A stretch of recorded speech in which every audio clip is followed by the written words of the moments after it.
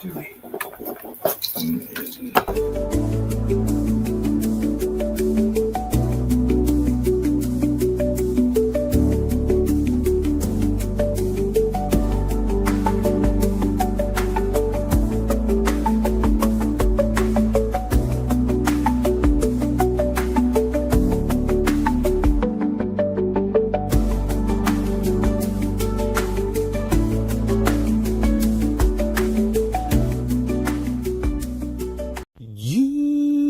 found our show, so come on in and take a seat. Warrior class, we got the keys. Dun, dun, dun, dun, dun. To get you where you need to be, just study our show, and you're gonna grow like crazy. Watching you will see. Dun, dun, dun, dun. Warrior class, we got the keys, just watch our show, 'cause it's for you and your babies.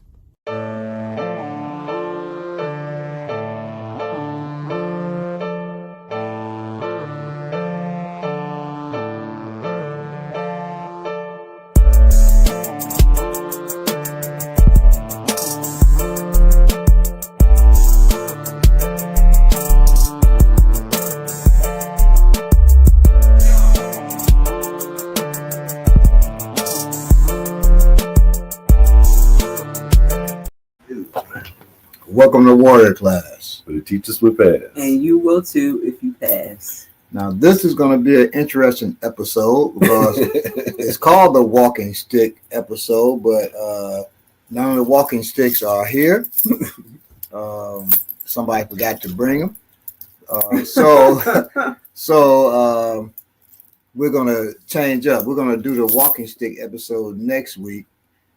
This week, we're going to do the African Warriors Bible episode. So we'll be reading from the African Warriors Bible, analyzing some things, maybe doing some technique stuff like that.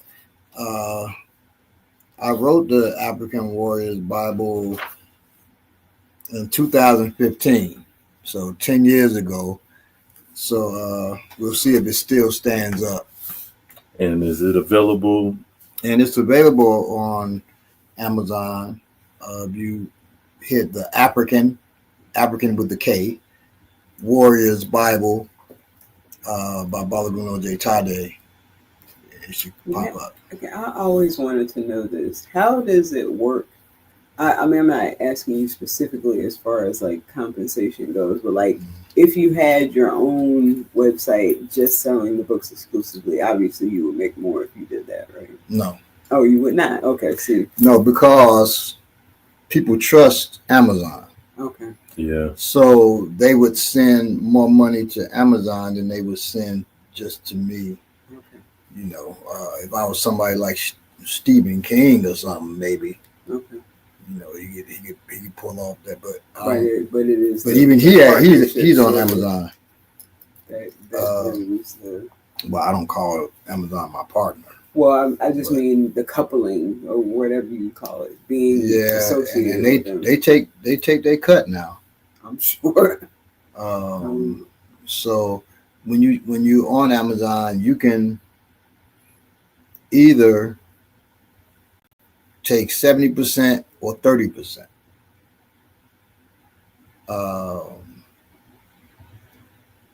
I think if you take 30%, they may distribute it further or something. But I haven't read nothing that say they do. So of course I take the 70%. Right. Yeah. They probably would though. It makes sense that they would probably do that. Well, I started off 30% and it wasn't distributed no further than now, so, give me mine. I'll be right back. Now,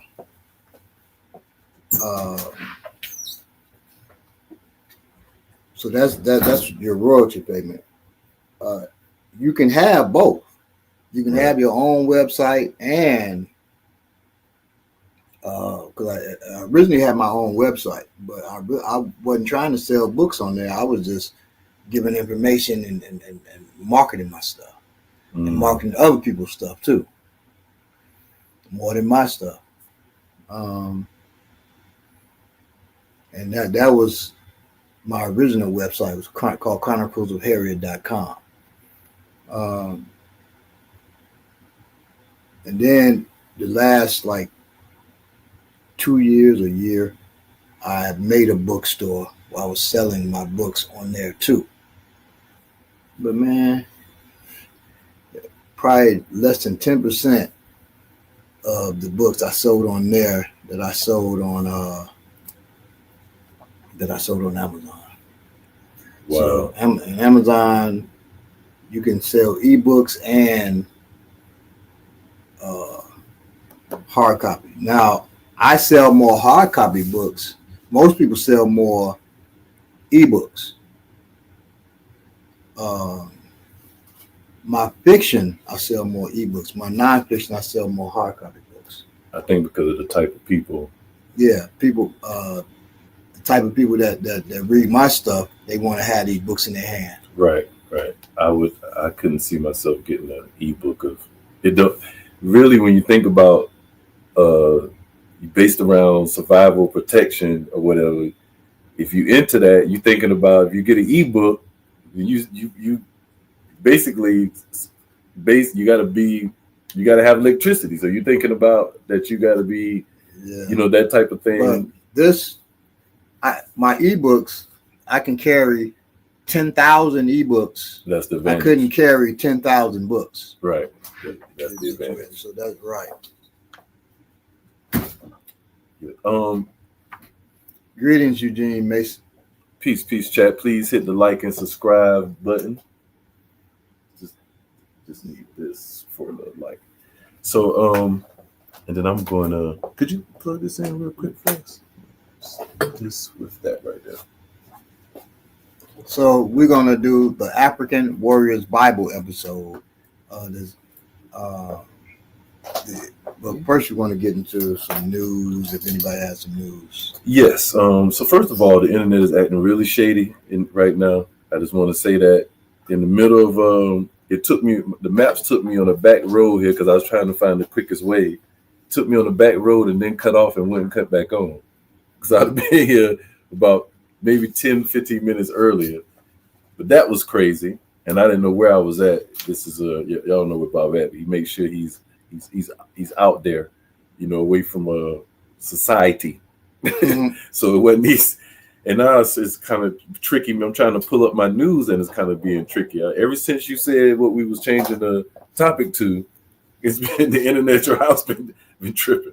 Mm-hmm. So the first thing is, I don't know if y'all know, but there's a Walmart has recalled 850,000 water bottles, and it's their Ozark. They try to say it's kind of not their brand, but it's their brand. Ozark is a Walmart brand, allegedly, if they out there. You know what I'm saying? Is it Ozark or Ozarka? Might be Ozarka. I don't know. I thought it was. I thought it was what kind of water? Is it purified water? No, it's not water. It's water bottles. Oh, okay. Yeah. Oh, I got you. Okay. Right, and I think it is Ozark. Okay. Yeah. So basically, these water bottles, the caps are exploding off, and 2 people already are permanently blind, have lost their vision to the caps actually blowing off into their face. So it's not like something lightly that you could take lightly. This is serious business, and so this was actually over 7 hours ago. Like it just came out that they're recalling they're saying they forcefully eject. So they're so that is happening. So be careful about those. If you have those water bottles, look into it. Ozark Trail is exactly what they're called. Yeah, that's definitely one. Yeah. So look out for that. Yeah, Ozark. Well, we're not going to go to Walmart. I don't really mess with them, but whatever you do. Depending on where you live, sometimes that's the only game in town. That's the sad part. Some other news that I thought was really crazy, and it was this happened in Cumberland Mall. So this man was basically asked to leave Cumberland Mall. Well, the CEO or the general manager, Chris McCoy, told this man that his son had to leave because he's in a wheelchair. Now I don't know. That's Context. I don't understand. What basically the father spoke on camera, and he won some type of award that allowed him to promote his product in Cumberland Mall. So he was promoting this product. I guess they give you that like a kiosk sort of open area where you can promote whatever product you had. And so his son is a part of his business, is what he was saying. And when he pleaded with the CEO, and he's on video with tears in his eyes talking about this. And he's saying, man, I said that with my son going to leave, then we're just going to leave, everybody. And so I don't know the situation of what if any compensation or what has been done about it, but they did leave, and they did put the mall's general manager, Chris McCoy, name up.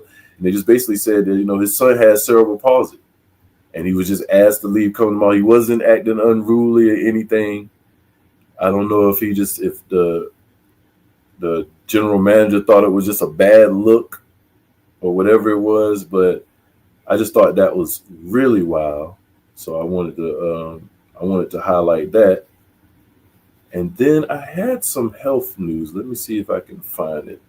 I had a little bit of health news, something I found out. Oh, you know what it was? It was I'll tell you what it was. You want to know? I'll tell you. Greetings, Eugene Mason. Dandelion root. I thought this was false, so I looked it up. Dandelion root has been, and there's a study that shows that it kills 90% cancer cells within 48 hours. So I thought it was false. I was like, hey, come on, man. That's a lot. That's a lot. So I looked it up. And they say, yes, it does. Then they put a disclaimer, and this is the funny thing of how they do naturopathic remedies and things. They're going to actually put a disclaimer and say, but keep in mind, this wasn't done on humans. This study was done on lab rats. So we can't say it's successful on humans. Well, any other time you do a test with rats, lab mice, or whatever, you never say that. You never put that disclaimer up there. That's never there. So I thought it was very interesting. It was like, however, we got it. You must know that, so you can't say it's reliable. We haven't tested. They don't have enough. They said the reason it has been tested on humans because they can't get enough humans to volunteer for the testing. That's interesting. It's a bunch of bullshit. Yeah, if you ask, excuse me, it ain't time to curse yet. Drink dandelion tea, eat some dandelion. No, I'm sorry, it's the root, so it's got to be tea. Right, exactly. So I thought it was very interesting. It was like, it is true, but however, it hasn't been proven to work in humans, just mice, So they the dirty rats, and truthfully. And I want to encourage you to definitely try, if you whatever health issues you got, teas are very helpful. And dandelion is really good for like cleaning. I want to say the blood and liver. Also maybe the liver. Yeah, which is major. The liver basically absorbs, any type of the words are failing me, but any trauma or anything that you come in contact with, anything that you come in contact with sort of gets turned into a chemical that is processed by the liver. Right, and that's why you have to go ahead, it's something that you really want to keep clean and that you really want to keep as pure as possible. That's why when people have issues with their liver, like they are in trouble. They change color. Exactly. And everything. Yeah, all of that. Is also the reason why you got to be careful when you're taking medication, because anytime you're taking any over-the-counter drugs, prescription medicine, that kind of damages the liver. Right. So you have to do things to promote liver health, right, which is teas and things of that nature. Right. And dandelion tea, that's something you could drink every morning. I actually have a tea that I drink in the mornings when I'm not off of teas. And dandelion is one of the ingredients because it's also a really good prebiotic, which is something that you want to put into your body early in the day that feeds the probiotics and other things that you eat. And yes, Emmanuel Briggs, that is disgusting discrimination against someone with disabilities. Yes, it also that a liver is our body's filter. And I don't know why you didn't get a class notification. I manifesto. And why don't I get class notifications? Because some of the powers that be probably don't want you to get class notifications. And real quick, the last bit of news is if you haven't seen our Patreon, we did our second technique, self-defense technique and review show. And it's great. We show some techniques that, again, the thing about these reviews is that some of them to the untrained and even sometimes to the semi-trained, they can look aesthetically pleasing.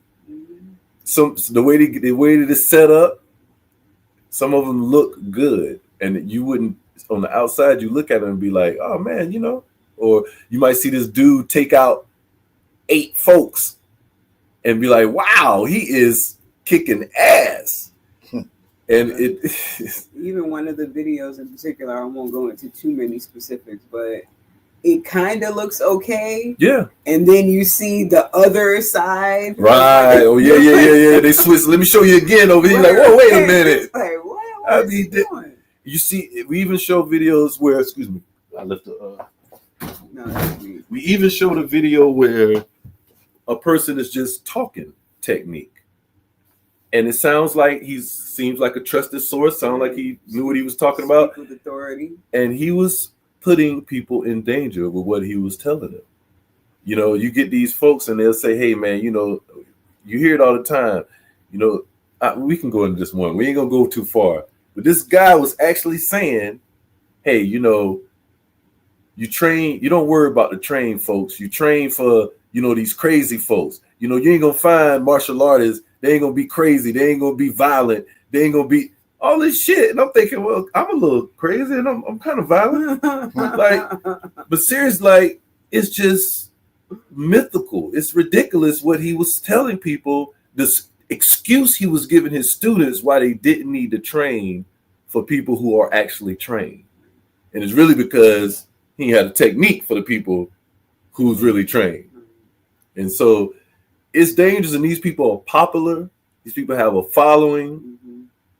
He just responded to me about that on Facebook. Yeah, because I was like, so train. So I was like, so you basically saying, you telling your students to hope and pray they never run into somebody trained, basically.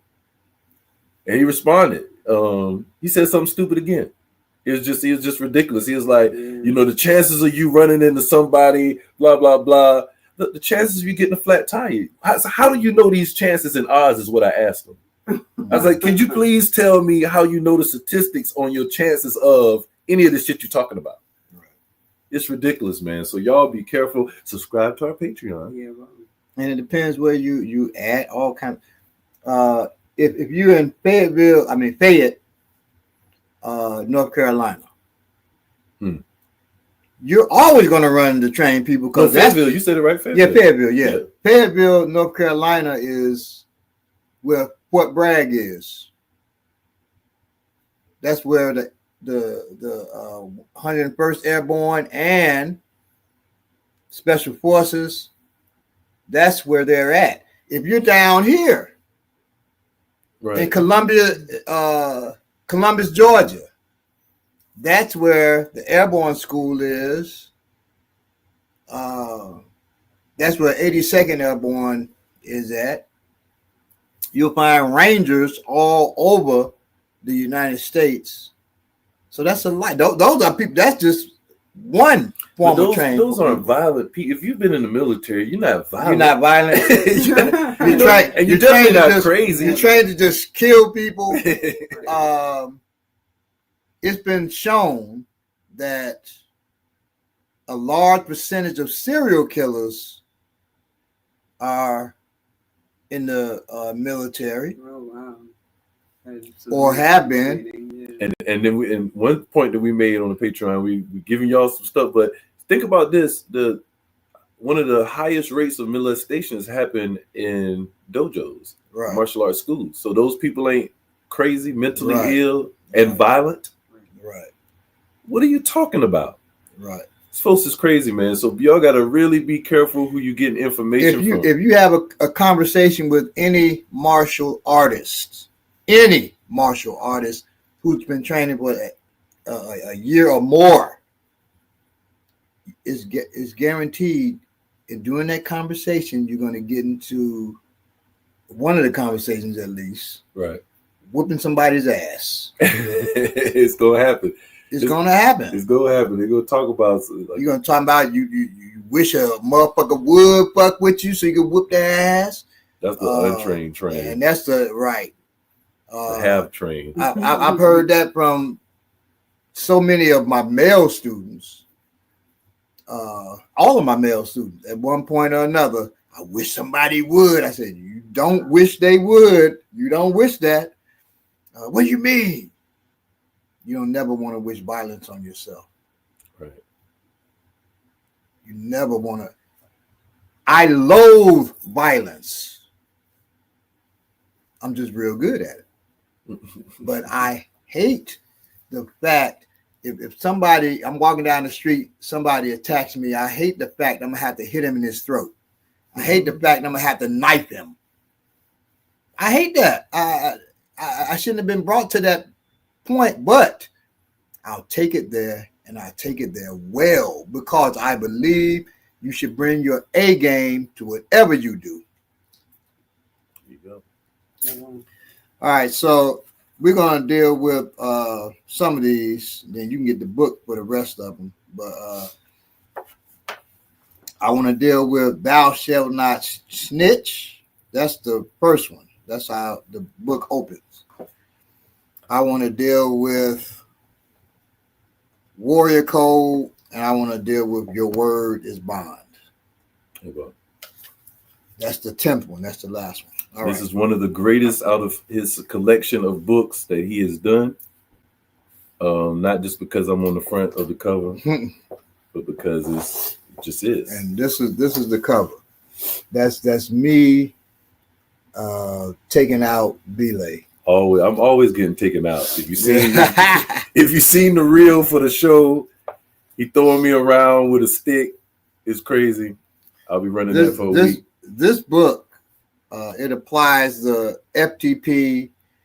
Some people call it RBG codes of conduct, but that was taken from the FTP codes, which were created by Kalanji. You lie. I always thought Kalanji was lying when he said that. Yeah, he created. The mind. I was like, yeah, come on, man. He created the so-called RBG codes. They took it from the FTP codes. I got to give him credit. Those the codes of conduct to life and methods of real African warriors and revolutionaries. I'm gonna pretend you never told me that. Shout out to our good brother Kalani. I'm gonna pretend you never told me he really did that. who called my son last week when it was his birthday.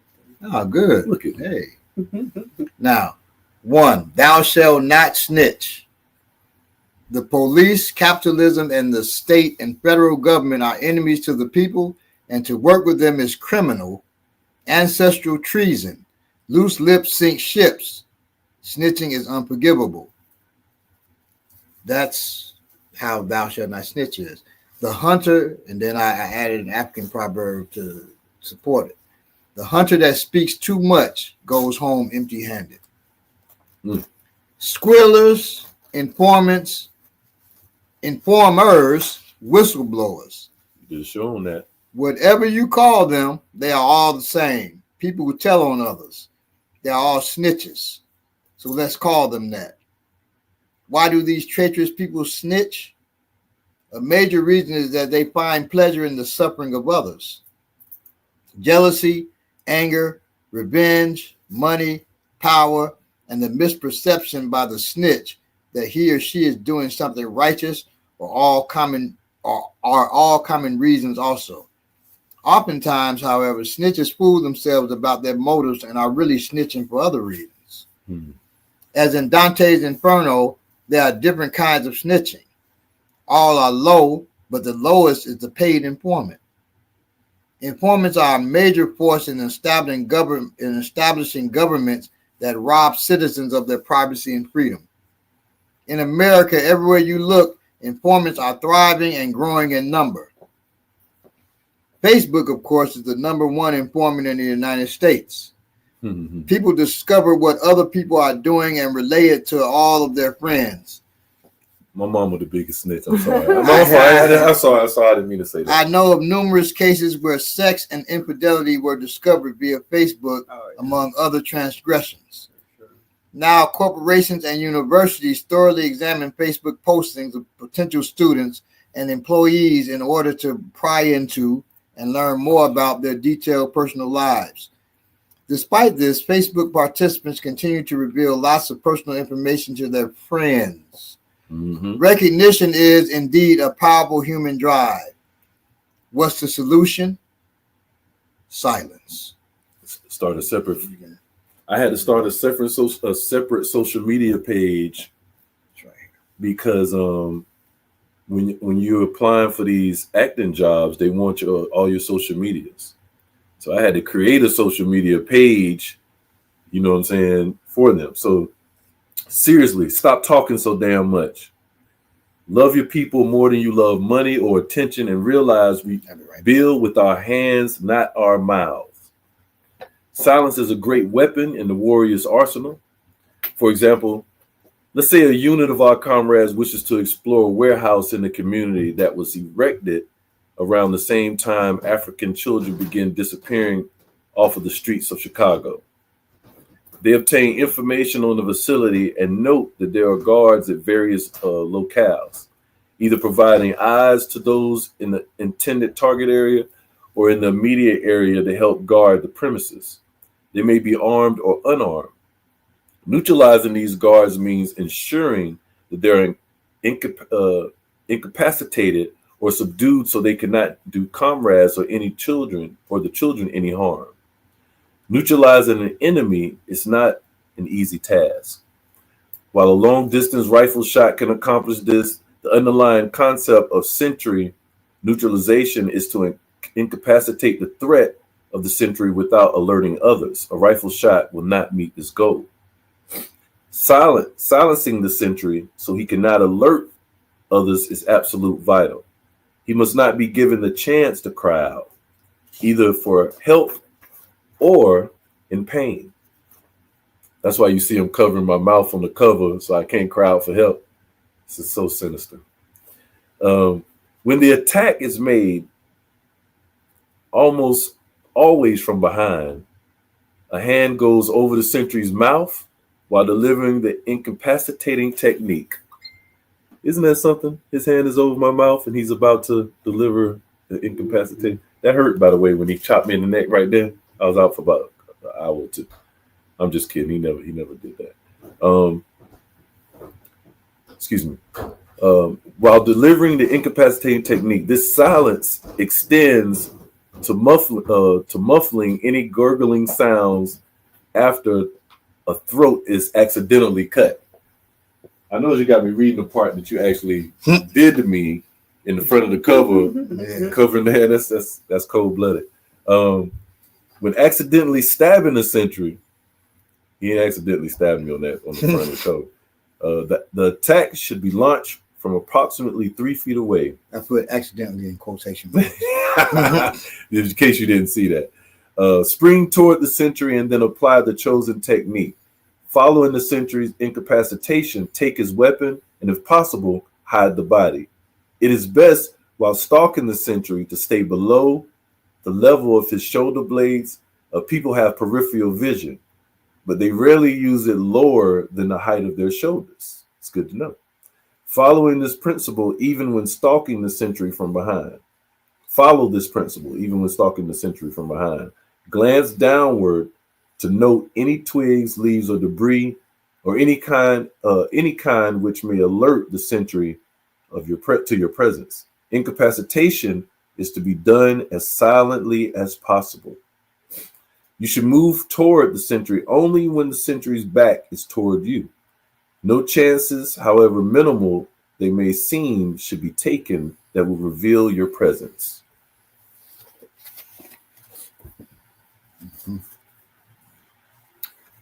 Neutralization is a silent art.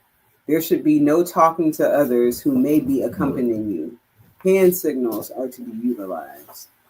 If the neutralization is to be accomplished with a two-person team, your movement should be in sync with your partner. You should neutralize the sentry at the same time your partner controls the sentry's weapon, generally by taking it away at the precise moment he is attacked. Your mind should be clear of all other thoughts. Allow no distractions. Your focus should be solely on the stealthy incapacitation of your enemy. A knife is the favorite weapon. The knife should be light enough to be handled with ease. More than one knife should be carried, one with a longer blade than the other. Other weapons to use against sentries include a garrote, rope, belt buckle, shoelaces, a stick or club, and your bare hands. Boy, I gave it up in this book. I didn't realize I did. Wow. From behind the sentry, accidentally thrust your blade into the sentry's throat. Once you realize what you have done, you should tear down. You should tear down toward the enemy's heart. Oh yeah, to ensure that the blade can safely be removed. Be sure to cover his mouth. From behind the sentry, apply a rear naked choke. Okay, so these are techniques that we're going to get into. So, not all of them, but I want to deal with the knife first. Okay, well, the knife. You can actually put that one down, those down. Okay. So from behind the sentry, accidentally thrust your blade into the sentry's throat. Once you realize what you have done, because you're horrified, you should tear down toward the enemy's heart to ensure that the blade can be safely removed. Be sure to cover his mouth. Now, I'm going to show you that. So we're going to go back and forth. Now we're going to turn this. I don't know what this is. All right. Can you see him there? Yes. All right. So what that means is I have a knife. Okay. I cover his mouth. I go into his throat. So now, usually you all won't be dealing with no sentries, but if you had to, you know, or a fool comes into your house, he's trying to steal stuff, and you sneak up behind him. Remember, it might be two of them. Right. Go below the level of his shoulder blades. So I'm below the level of his shoulder blades. You can't see me. Right, they can't see you. Then that's when you get him. You jam this into his throat. Okay, and then you rip down towards his heart, because you don't want to just leave his throat, leave it in the man's throat. You want to be kind to him. So you want to come down, rip down to his level of his heart, and you pull it out. Okay? Once again, you at the level of the shoulder blade. You all can't see me. He can't see me. Over his mouth, into his throat, rip down towards his heart, pull out. Only when you hate violence could you really do that type of technique. I told you I hate violence. I'm just good at it. I really do. I don't like being violent to people. Nah. And folks may not believe that, but that's true. I loathe violence. But I believe that. Eugene Mason made a good point. If you've actually engaged in real violent encounter, as violent as it can get, then what happens to the body, the mind, what you go through, Right. and everything. You don't want to, Do that all the time. Next, from behind the sentry, kick his knee while covering his mouth, and then once again accidentally snap his neck. We won't deal with that one. Yeah, I mean, please. That's brutal. From behind the sentry, thrust your knife into the back of the sentry's neck while covering his mouth. Thrust the knife upward into his brain in a twisting motion. Pull the sentry back and downward to the ground. So I'll show that. Yeah, from the side so they can see that.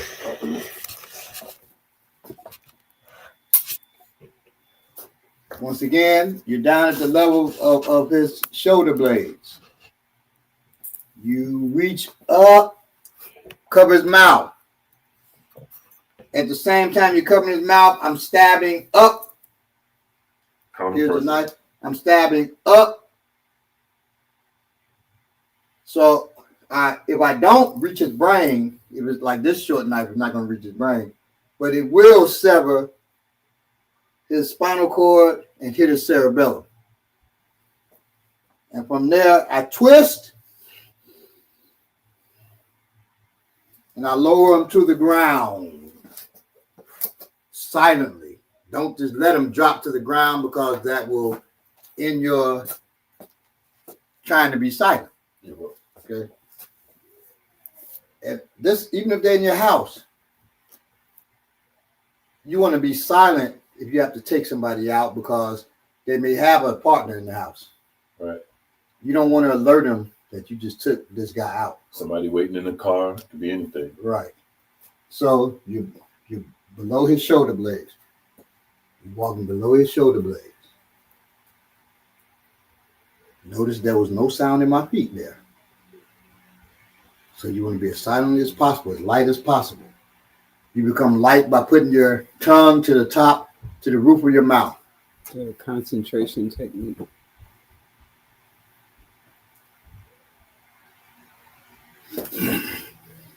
And at that point, that's where I'm driving it up into his neck because he's coming back. I drive it upward, twist, lower him to the ground. Again.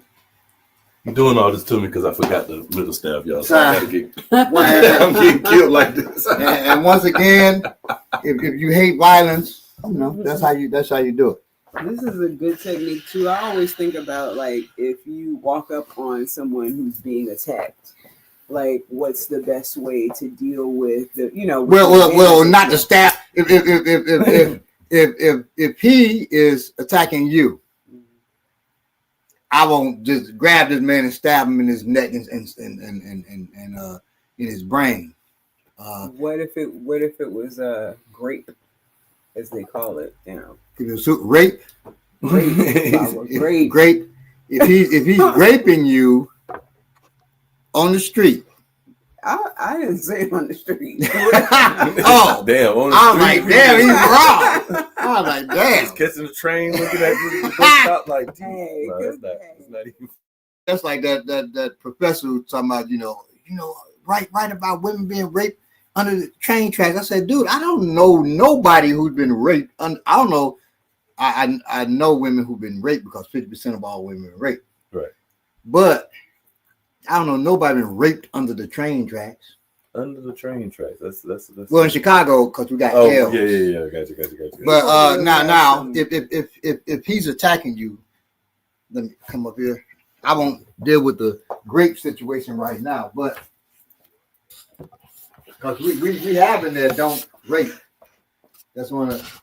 But say he's a. Come up. I know he's gonna want to, yeah. Say he's attacking you. That's so true.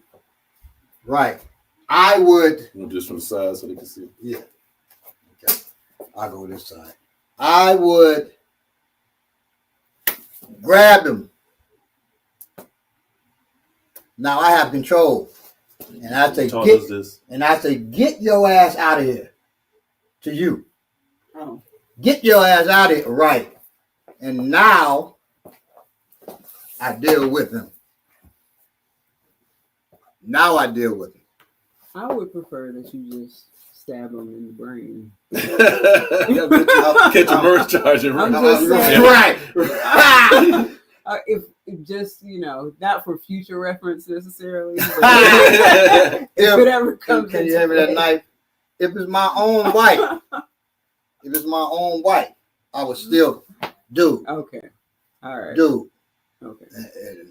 Do. If that's what you do for you. Look, get away from her. Get away from her. Okay. Here, head down here so he can't hit you. This is tight, really, y'all know. And I can move him. He's very tight. Even when he attacked my arm, that was a strike. Right. Where he attacked my arm. He could have. So you don't hit my elbow just now. You don't have to stab him in the brain unless it's a lethal situation to you. You don't stab him in the brain. Yeah, well. You don't cut somebody's throat unless it's a lethal situation to you. Right. Okay. I want to make that clear because I'm on air. Right. Sure. And I was just joking anyway. Yeah, I know you were just joking. I know you. That was a joke. She want purse snatchers. She want their throat slit. Now, and we'll add in thou shalt not rape, but we won't show the techniques in the book, but we'll deal with it. And this is also why you should be trained so you don't get raped. Yeah, bro. Men and women. Yeah, bro. All right, so behind him, if I had to, here, I stab him up in here and I lower him to the ground. If there's a deadly situation, now you were choking her, so that's a deadly situation, but say he was threatening you with a knife. Grab the karambit. And he has you, no, behind her, like she like that, and he has that to her throat. Now, and I'm across the street, and I see that shit. I say, "Oh shit, he got a knife to her throat." Otherwise, I wouldn't see it. But based on that, I can imagine he got a knife to her throat. Especially, no, you wouldn't be doing that. I wouldn't. I got this knife. You would be doing that. You're trained, but an untrained would not be doing that. And now and like shake her and move her and stuff like that. I'm like, shit. I got to know there's a knife in his hand. If I know there's a knife in his hand or a pistol to her head, pistol to her head, woo, boy, I got to take him out of here because he may turn around and shoot me. Then I could go behind him, hit him, and they'll be faster than that. I just don't want to hurt him. Thank you. It would be like that. Well, I stab him, rip down. She probably wouldn't be running. That's why I got to tell her. Because she probably just be, get your ass out of here. Get out of here. Now, I said, get your ass out of here because I want to make sure she runs. If it's a man, he may be this scared. I probably wouldn't do this for a man. To stab him up. I just say, man, dude, you need to get training. Because I'm probably not going to take him out of here for another man unless it's my son or one of like you. If I see Belay and a man got a knife to his throat, I'd be like, Belay, you better work out. You better work out of that. The fuck has you been doing? Well, right. First, I would be like, really? Then I would go across the street, get behind the dude, and I would wreck the dude for him. So you stab up. Do not rip down. Yeah, I know. Do not rip down at his spine. It's not going to do nothing. That's too hard. You stab up. If you either go into the brain or the cerebellum, which is part of the brain, and you twist. Twist. Then you lower him to the ground. Because I guarantee you, his lights will be turned off. Right. One thing I want to say about that too, if you didn't notice, Bob always says your mind, you'll do more, your body gonna do more to escape pain than it's gonna do to gain pleasure. So at the point where I had my arm around her neck, in a slight choke, I was applying a little pressure to her just now. Because I didn't want to be like one of the people in the review technique in that similar situation. So I applied a little bit of pressure and I had the knife really close. The thing about it is I didn't know what the technique he was about to do. I didn't, and I couldn't see him. So I didn't know when he was going to do it. So when he moved, I noticed I naturally dropped what I was doing. My choke dropped. I didn't do that for the technique to look good. Right. He surprised me, and all of a sudden, the pleasure that I wanted to have, whether you consider that pleasure or not, my focus left that. And so the knife dropped, my hand dropped, and that's what's going to happen in a real situation. Right. Now, and when we say pleasure,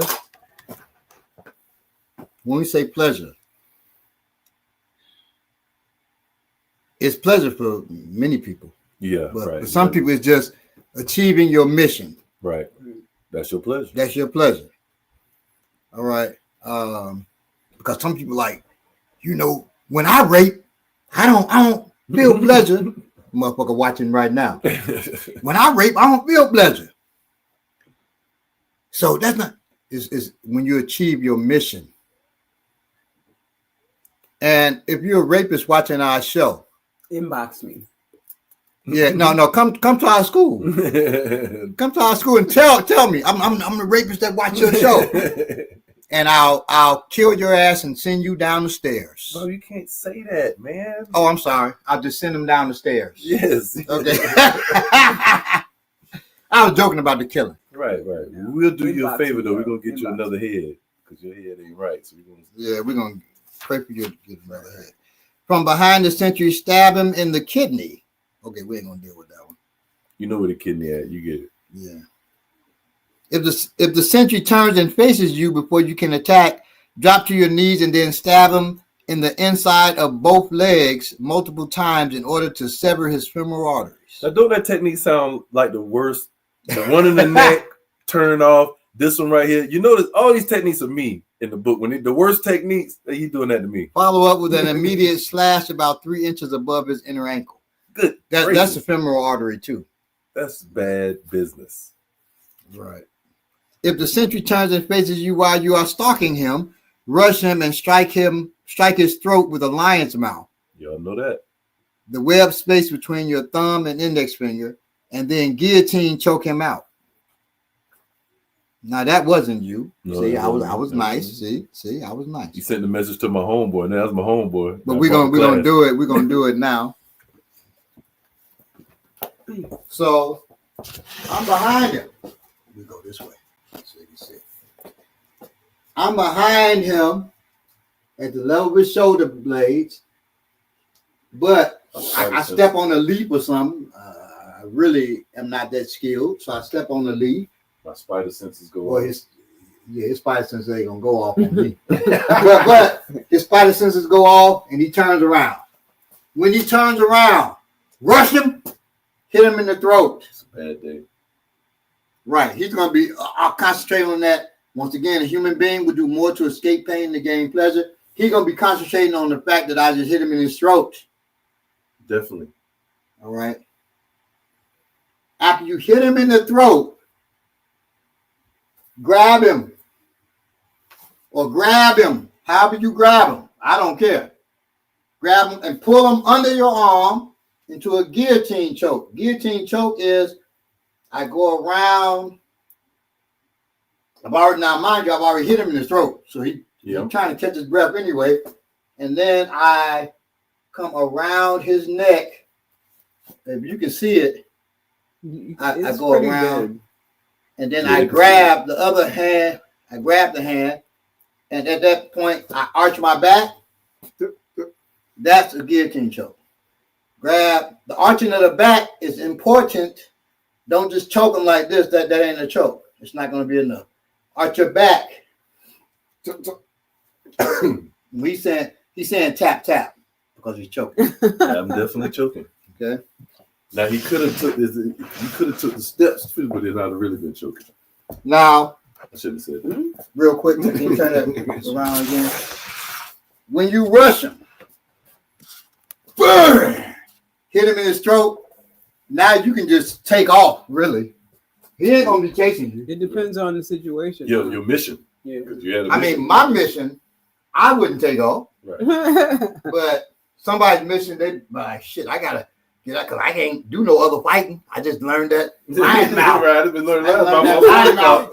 Now I had a student. That. He was great with lion mouth. That's what all he was concerned about. Can I lion mouth from here? Can I lion mouth from here? Can I lion mouth from over there? His name is Bakim. I was consumed with lion mouth. There might be left-handed people, but I was consumed with it too. Goon left-handed people. And so he can just you can lion mouth and then take off. Now to train this lion mouth. Bakim don't talk like he just did. He don't know why he did it. Train the lion mouth. That looked like I hit him in his throat. Right. I almost thought he did. I hit him in his chest. That's how you train it. That's how you train it. Now, don't hit him in the chest enough to break and not high enough either. If you hitting the collarbone, you're gonna slide up to his throat. Hit him in his chest here.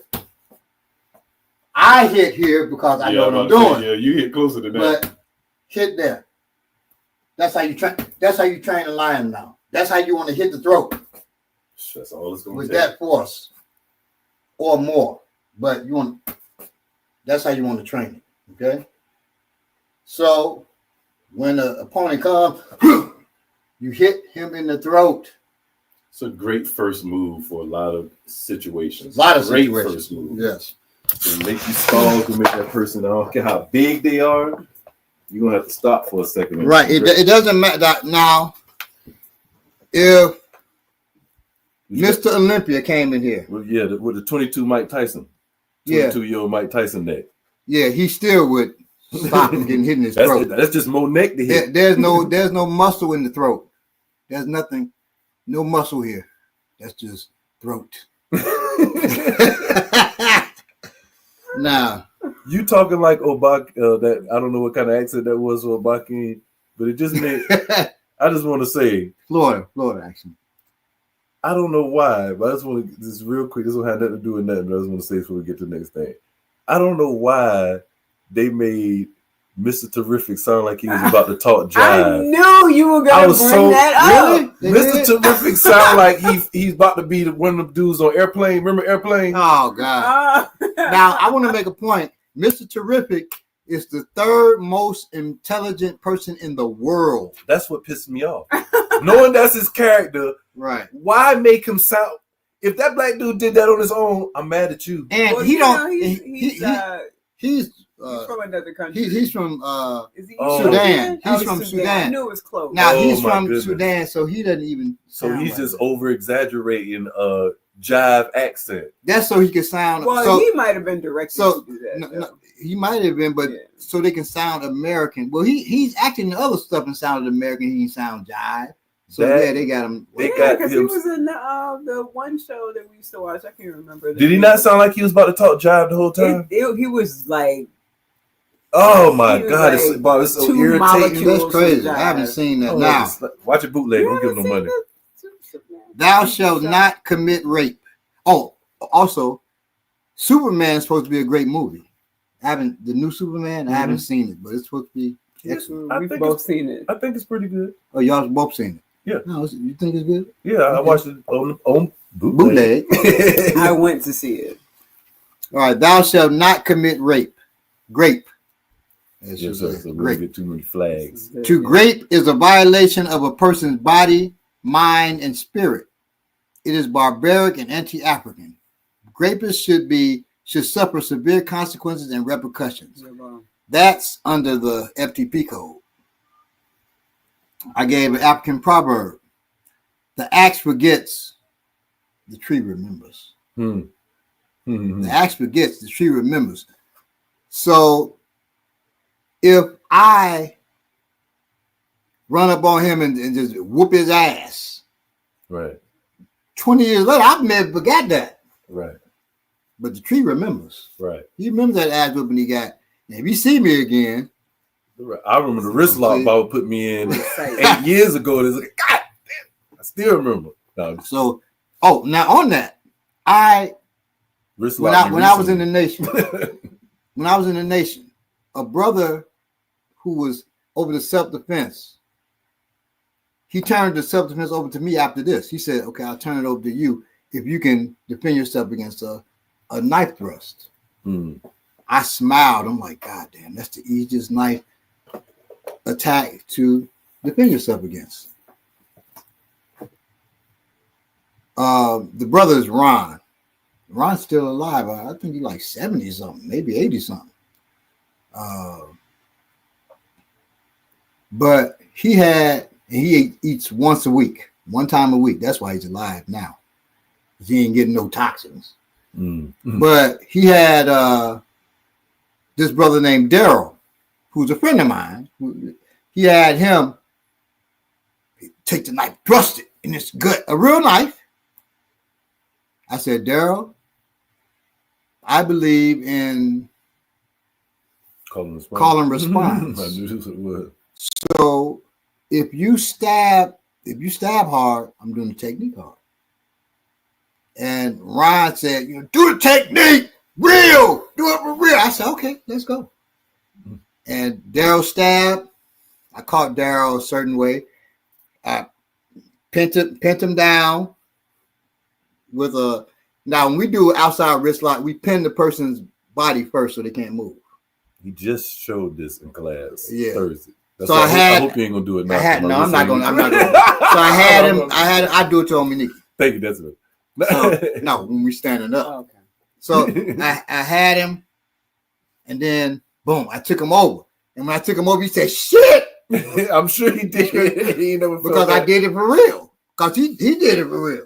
And in class is for real, but it's not with full force. So I can't imagine. I don't want to know. And he said, "Shit." He's my Facebook friend. I talked to him, and this is 30 years later. Whatever. He said, "Man, my wrist still aching." I believe him. I mean, every time he grabs my call, he'd be like, "God damn it!" Right. Yeah, right. Well, not Bala going out, brother Adam. Here. Right. But stand up. I'll show you what I'm talking about. And here you can have this. Manifesto says it's a voice affectation, and it's more like a Batman voice than jive. No, sir. I'm going to totally disagree with you 100%. Also, there is no risk. He's also asking about, is there a risk? I'll turn it. He's asking, is there a risk of messing up your thumb, a thumb break with the lion's mouth? There isn't, if you're asking me, because of the way you're not like this. Right. The like force this. is going this way. It's not. Yeah, it's the way you do it. And it's really my thumb only barely touches his. Right. It's about the blow right here. It's the web in here that you're hitting with. Right. But my hands are like this. Now, if you are severely uncoordinated and your hand is ignorant and you aim it one way and you off about 3 inches, right? 5 inches, shit. Yeah. All the better to train. Yeah, hey, I don't even. Yeah, something wrong if you're doing that. All right, so now what I was talking about that I did to Daryl is she thrust at my gut. I grab.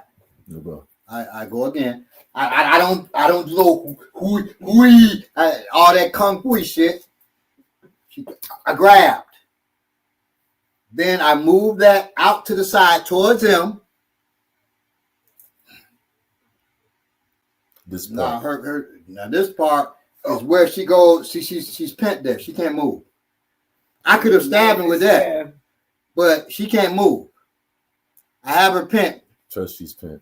She cannot move. Go ahead, walk. Oh. Yeah. Sound effects.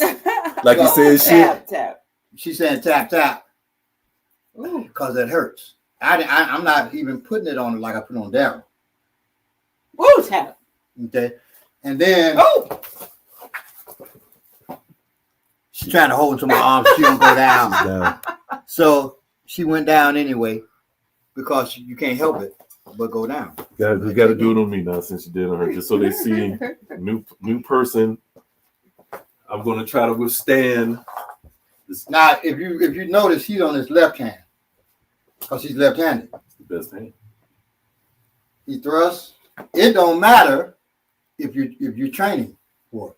So you should train both hands. But I'm a man, though. That's different from me. I'm a man. Right here, man. I'm a He's not man. gonna So I ain't just going to go down. I just got stabbed in the chest. I just got stabbed. And now from there, you turn it, he goes over. I went on Okay. over. I went on over, y'all. Yeah, it works on both of us. Man, woman, and child. Well, not child. I wouldn't do that to no I child. wrist lock your child. Your child come up to me wrong. Child. I wrist lock your Now, child. I wrist like a child in class. So, I wrist like your child in Dollar General. and thou shalt not commit rape. Please let's control our emotions and read what I have to say. This is for the readers, which is based on decades of teaching, training, and observation of my sisters and my 7, now it's 8 daughters, and son before having a knee-jerk reaction. I was the victim of ongoing rape by a woman that began when I was 4 and ended when I was 5. That's me. So I know firsthand how horrific and how damaging rape can be. One feminist said to me, because the society we live in has taken the phrase of a boy getting raped and turned it into a reason to justify the unfortunate orthodoxy women are subjected to, even after following your avoid getting raped precautionary steps, I'm still not assured safety, let alone the respect and social standing I deserve. This is what a person said to me. If I am as much as teased, it is very much possible that after the incident, I will be expected not to leave the house alone. I might be expected to take a different route, which may be longer and tedious than the one I took before, and will be expected to come back home before dark or something like that. I'll be given a reality check about what I wear. Oh, this is still the woman. How I walk, talk, make eye contact, sneeze, and how any of this might be encouraging some man out there who cannot control his hormones and who wasn't taught not to rape.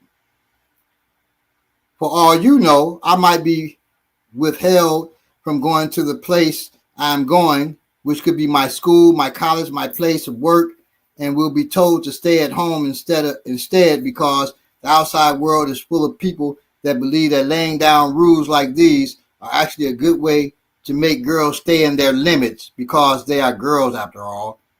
I'm not allowed to have a social life. The society is most likely to come with bizarre solutions like marrying me off earlier than usual. This is the woman still talking because I was on the radio. Marry me off because earlier than usual because a potential rapist is totally going to initiate small talk and find out details like if I'm married or not before deciding his course of action.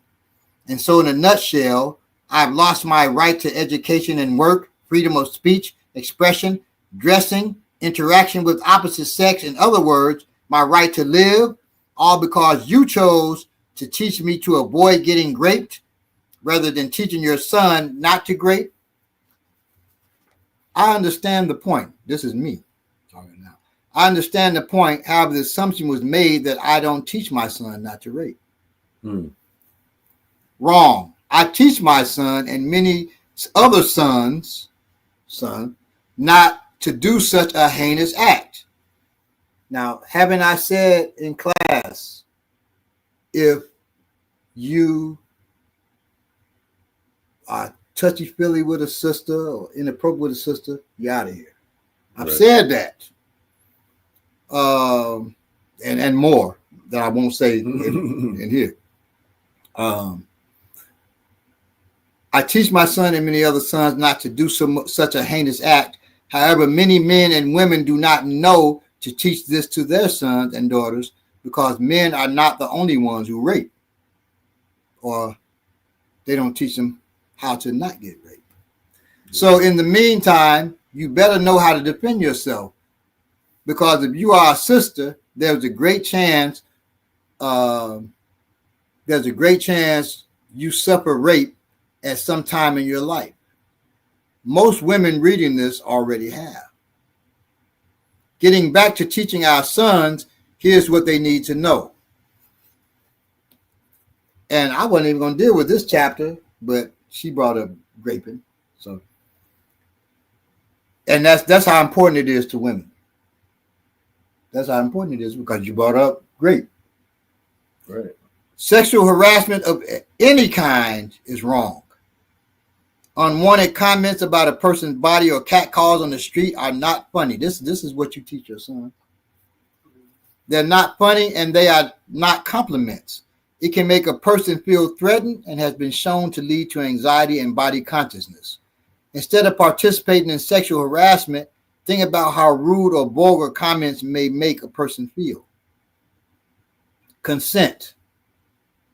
Consent means a person can freely choose whether or not to engage in sexual activity and can stop the activity at any time during sexual contact. Be aware that a person cannot give consent if they are intoxicated, asleep, or mentally impaired. And I do want to say that this goes for you as men as well. And the reason I say that is because it's taught more frequently for women. At any point you feel uncomfortable, say no, and the man should stop. But as a man, you may be the one initiating, but you may not even, because we taught to go for this, go for it. You may not really even want to. Or he may not be the one initiating. Right. You can, and you feel less of a man if you be like, hey, I don't really want to do this. But you can stop. You can say it too. Now, also, I said they can stop the activity. So you can be having sex with a woman, be almost about to climax, right. And she said, I got to stop. It could be for a mental reason, whatever. You got to stop. You gotta stop. You can't say, well, now if it's your wife, you may say, well, all right, I'm about to, give me 1 second. Maybe you can negotiate. Maybe. Right.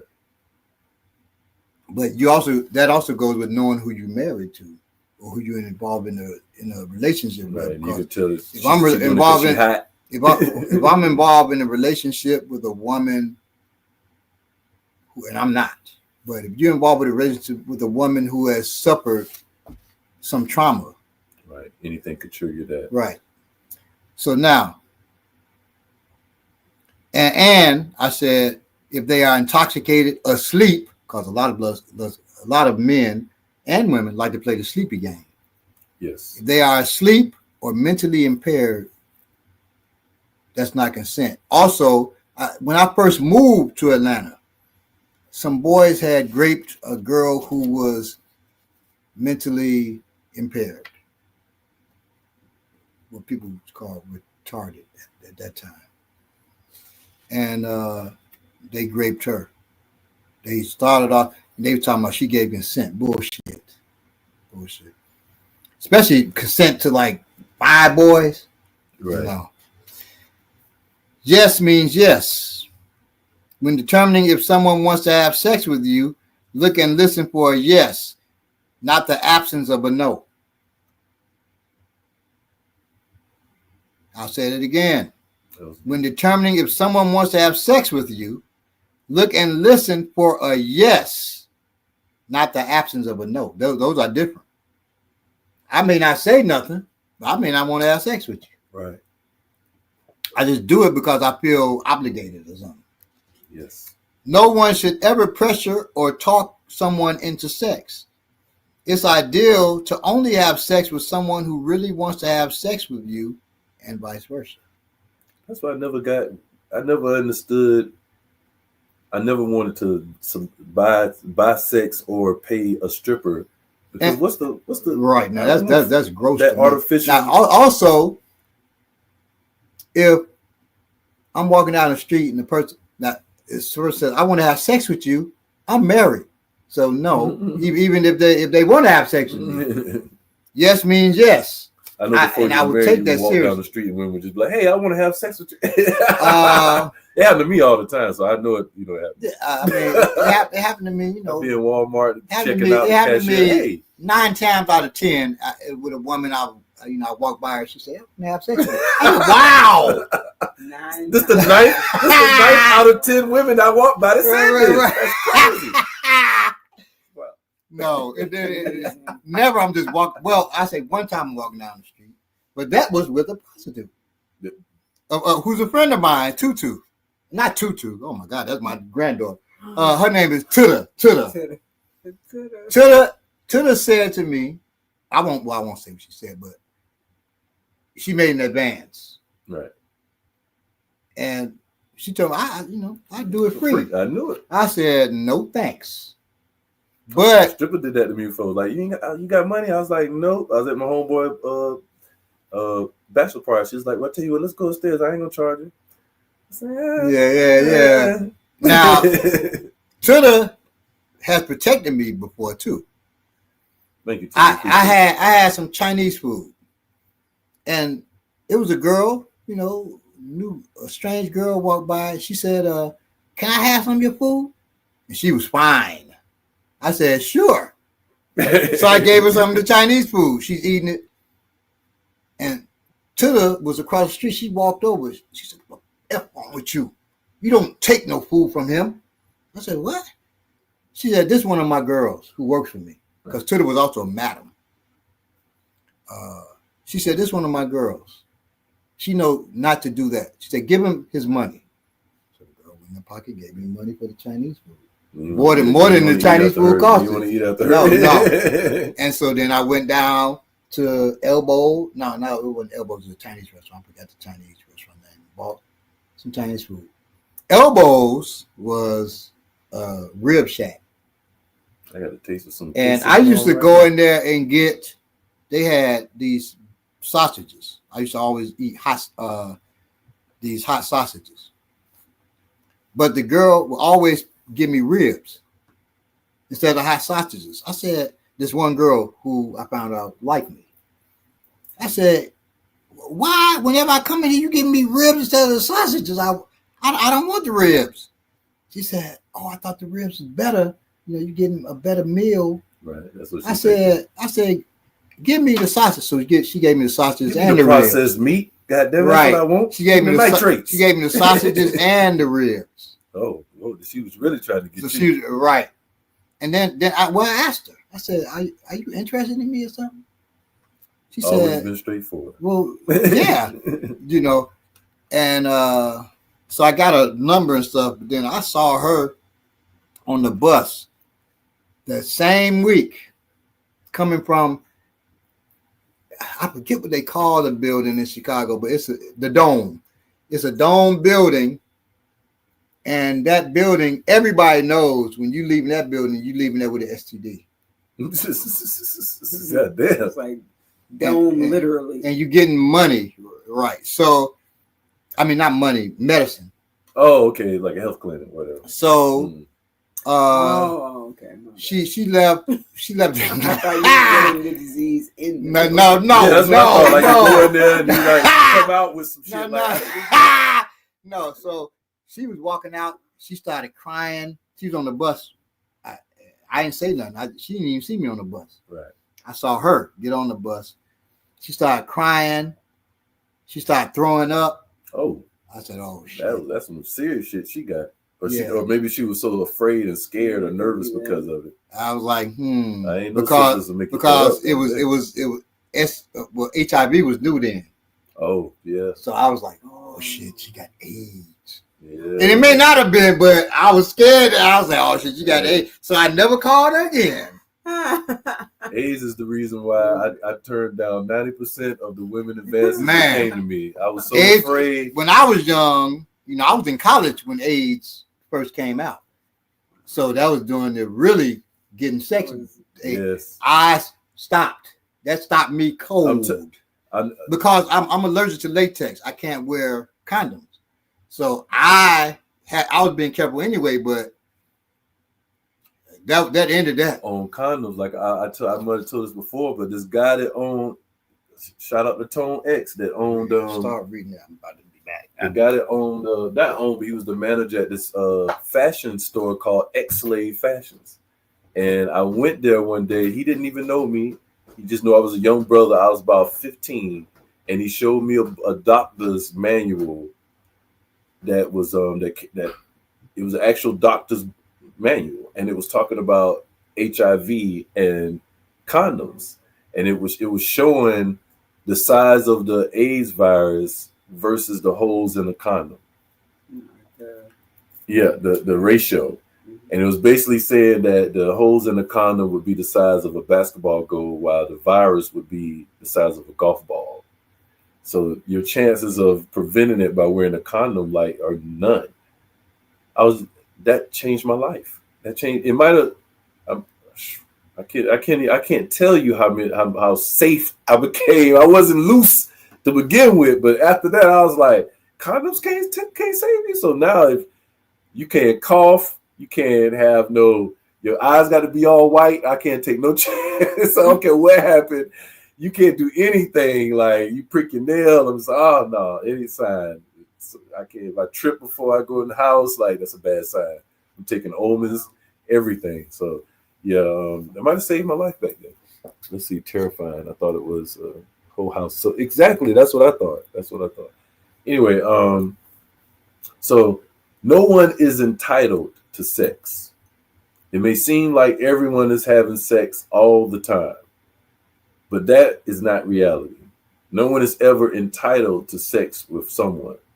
That includes a spouse. That might speak to somebody who was saying that marriage is consent. Even though that might be the case, you're not entitled to sex even from your spouse, your boyfriend, or girlfriend. It can feel like it, but you're not. You don't deserve. Now wait a minute. Now hold up. Is that right? You don't deserve. I deserve. You don't deserve. Oh, because you're a nice guy. All right. Or spend money on a date.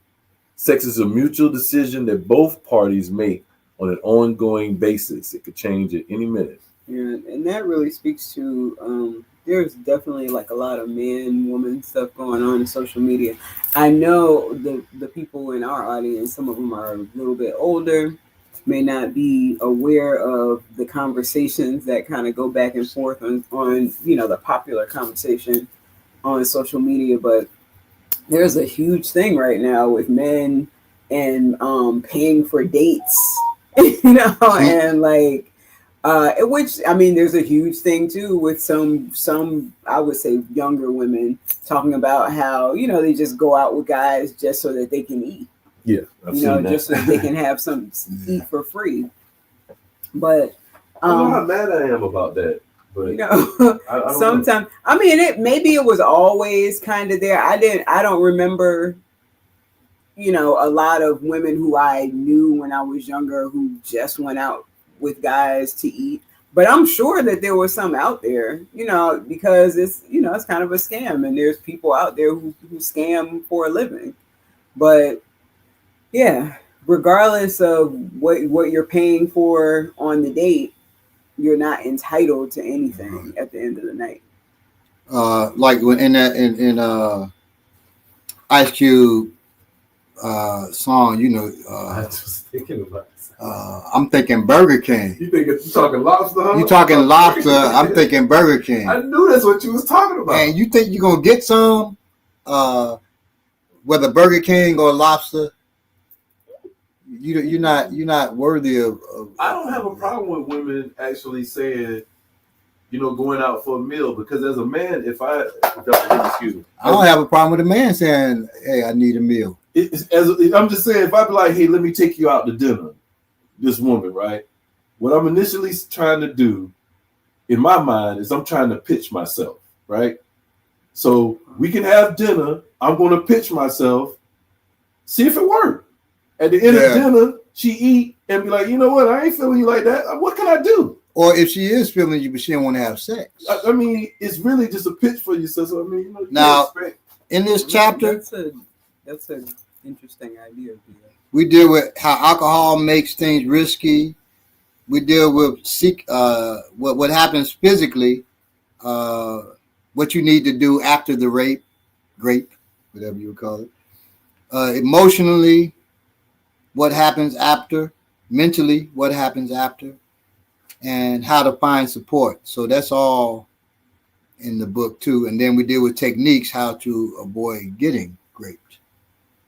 I think this show is very timely because of the times that we're in right now. Even the things dealing with centuries, like, I think people don't think that, like you already said, don't think that they'll be running up on a century anytime soon. But right. I mean, think about what's happening around us. Think about the changes that are being made daily. We didn't think that there would be a pandemic that would shut down the world, right, for a couple of years, but it happened. We didn't think people, and we were ready for it. We didn't think people be fighting in the grocery stores over milk and. Now we were ready. I'm proud to say all of my students in in USPI, Urban Survival and Preparedness Institute, we were ready. But other folks that we know too were not ready. That is true. All right. So now, thou shalt live by the warrior code. Security first. Protect women, children, and elders. Train, work out, get your fighting skills up to par. Police your own community. We don't need pigs overseeing us. And my proverb is from the Ashanti people. Even the lion, the king of the forest, not the king of the jungle, the king of the forest protects himself against flies. And actually it's the leopard. The king of the forest protects himself against flies because lions live on the savannah, grassland. Leopards are actually the king of the forest. But when they translated this proverb, they used lion because that's what people know. But it's actually a leopard, by the way. Lions actually use the grass to camouflage them. They come out of it. Right. And they ain't the forest, it's the grasslands. Right. Mind and emotion control. Thou shalt live by the warrior code. Mind and emotion control. If you want to be or profess to be a warrior, you need to have complete control of your mind and emotions before, during, and after a violent attack. That's what a warrior is. There are no exceptions to this rule. You might survive and even prevail against an unskilled and unplanned violent attack because you just went berserk and started punching, kicking, elbowing, screaming, hooting, and farting. But you will not prevail against a highly trained assailant, which you should always train and prepare for, without having control of your mind and emotions. You will not do it unless you have control of your mind and emotions. And those dudes who are out there teaching, and like the guy we saw, it's because he doesn't have control of his mind and emotions. So that's why he got to say, you train against the untrained because trained people are not going to attack you. Bullshit. You mean to tell me, well, when we talked about the child molesters in martial arts schools, so a lot of them are trained and violent. Right. But you mean to tell me out of all the thieves, murderers, hitmen, professional assassins, they're untrained. Right. In fact, the professional assassins that we know of, the ninja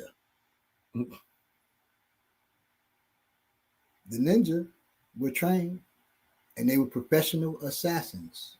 In fact, they have an art based off of what they did called ninjutsu. They were trained, and they were professional killers.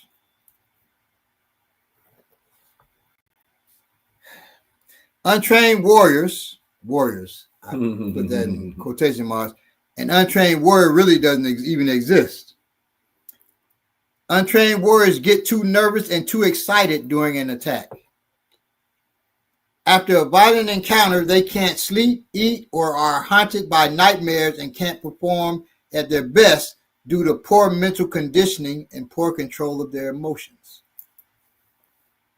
A wicked little bastard shoots up a church, and you write on social media how you are planning to kill him. Look, he shoot up a church, and you write on social media how you are planning to kill him for it. Really? And that happened. Guy went to the black church, this white dude shot up the church. Y'all remember that? Mm-hmm. Dylan Roof, right. And people who I know were online telling me, I'm gonna kill him. I kill him if he gets free. He's still alive. Okay. Right, but they were talking about that too. Mm-hmm. But if he gets free, and I'm sure some people in prison said that kill that dude. He's still alive. But if you saying it on social media, you're gonna kill him if he gets free. If that dude gets out of jail and he gets unalived, and you said on social media he gets free, you're gonna kill him, they'll be knocking at your door. Right. Don't do that shit. Not just on social media, period. Don't do it, period. Right. Also gonna be showing your pistols on social media. Yeah, we got these. Yeah, like y'all just hard with the pistol. They'll be knocking on your door. I just was telling one of my so-called friends who has suddenly got an affinity with firearms and posts constantly that they got every new firearm they get, they post it. Hell, the sister you knew who was online. Oh my goodness, she got she gonna she'll do to the police and all that shit. And somebody. I didn't even know her like that. So that was a case where this is a popular social media. She's still popular on social media. I don't even know her name anymore because I stopped even talking to her 3 years ago.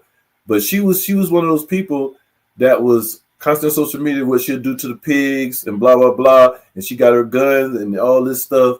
And somebody sent me a video. That's how I met her. Somebody sent me a video. It was like, hey, man, she in your city. Somebody from New York. It's like, yo, she in your city? Talking crazy like that.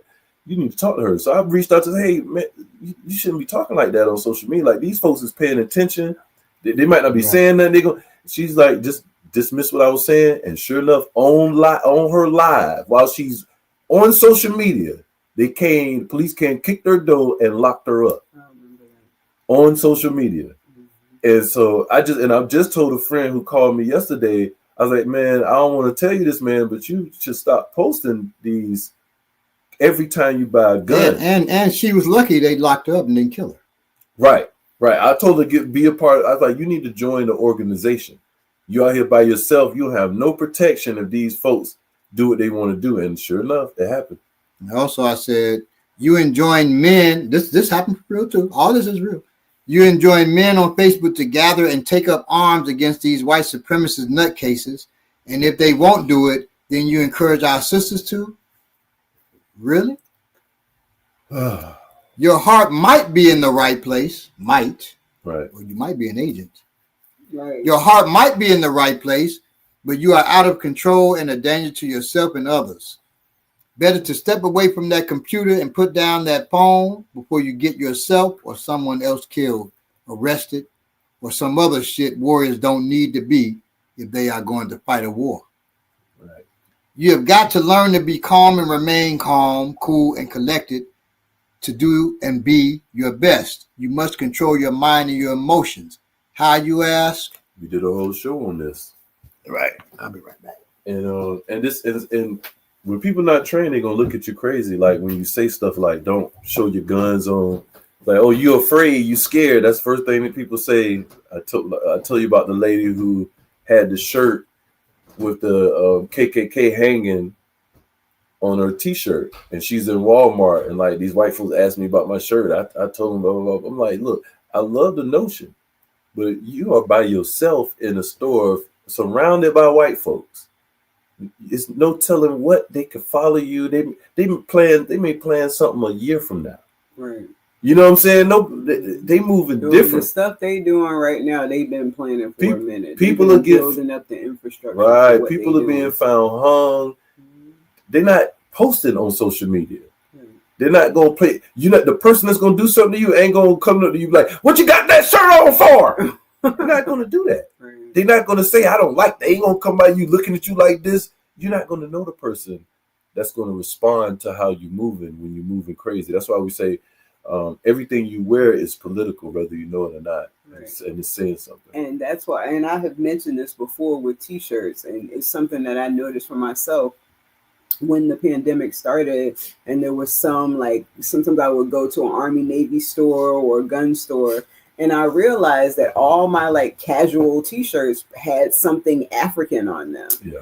And I was like, I really don't want to walk in there and them look at me immediately and, realize what stance I might be, where I might be standing politically. Mm-hmm. Get you some band T-shirts, like go to the thrift store, get a Nirvana T-shirt, get a whatever type of T-shirt, Disney, Marvel, get you some other T-shirts. Don't think that you always have to be wearing some black political T-shirt. Those have their place, and There might be times, where you are among people that it's cool to have something like that on, but it's not for every place that you go. Yeah, exactly. So again, you must control your mind and your emotions. How do you ask? Through meditation, breathing, proper practical training. Practice these 3 daily. 1, meditation. Concentrate on a specific thought, idea, technique, or condition. Do it sitting on the floor or while walking or jogging. We just talked about how walking, your mind is made to solve and to relax itself at a walking speed, or jogging. Visualize the act over and over and see yourself doing it with precision and power. Relax and try to completely clear your mind of any and all other thoughts. That's funny. That's also how you manifest. You know what I'm saying? I've been on this thing. I call it SPEC.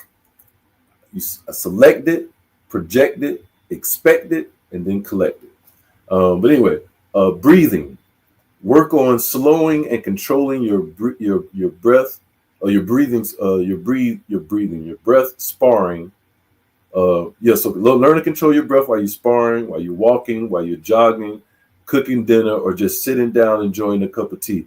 That's something that I always try to practice, and I'm gonna tell you, it helps you almost like it'll help you be able to achieve cardio exercises. You can do more when you really slower and elongate your breathing process. Sometimes I'm like, man, I don't really do a lot of cardio like I should, but because I breathe properly through the cardio, I can do a lot more than what I would be able to do. And to breathe, when you inhale, your stomach expands. When you exhale, your stomach contracts. Right. Not breathing, your chest rising. Right. Your shoulders going up. And that as you get older, that can happen to you. If it's happening now, start breathing where you're breathing into your lungs and your chest and your belly is expanding. They call that yoga breathing. And then when you breathe out, it's contracting. Right. And as Baba mentioned before too, it helps if you can the concentration and whatever it is that you're trying to focus on. If you can have your tongue in the roof of your mouth as often as possible, if you can focus on doing that, it kind of puts you in a different place mentally. My to be honest, my tongue stays. I was just thinking the same. I swear to God, I swear on everything I love. I was just about to say that, and I don't know if I trained it like that or if it's natural. But my tongue, it was just as soon as she was saying, I was like, I'm always like that. You know, it's funny because it'll make you have a dry mouth while you're sleeping. But so yeah, breathing, really important. It is vital that during a violent attack, you control your breathing. It even extends your life. You know, taking long, deep breaths, and what are you saying by your stomach extending? You can imagine it is as like a wave. So you want to be. It comes out at your stomach when you inhale. Right. When you inhale, your stomach is going out, and it goes all the way up. So once your stomach fills, then whatever's left is right there, and you fill that up too. When you exhaling, it starts here and goes all the way down, and the last thing to empty then is your stomach too. It's like I always imagine the snake in forward, the snake in reverse, like kind of wave happening. Sometimes that kind of visualization is good for learning how to breathe properly. So anyway, let me start that sentence over with. It is vital that during a violent attack, you control your breathing. For your mind to remain calm, your breath must remain calm. If you lose control of your breathing, you lose control of your muscles, and thus you lose control of your mind. Your mind is controlled by your breath. Now, I was riding down the street yesterday. This is how powerful your breathing is. And I thought I left my shades in the bathroom at Kroger's. And as soon as I thought about it, I wanted to check, the light turned green. So I had to pay attention. I'm in traffic and I couldn't search for them. So maybe 30 seconds before I noticed that they were where they was in the car, I'm oh shit. And I'm not breathing right. I'm gasping. And immediately I started getting pain. Once I saw the shades and I relaxed, I noticed I was feeling pains in my neck and right around here. And I was like, man, all that because I got excited, lost control for that split second. I was like, man, think about if I let anger or whatever frustration, take over or that kind of fear. Because it was fear mixed with anxiety, mixed with, God damn it, all that at once. Man, you'll get sick. So proper practical training is the third. So first was the meditation. Second is breathing. And proper practical training. That's the third. Proper practical training. That's important because people say train, they mean all type of shit. When you're talking about weightlifting, when you're talking about and even with martial arts, proper practical training. Again, we ain't talking proper about practical training. right. We ain't talking about Tabo.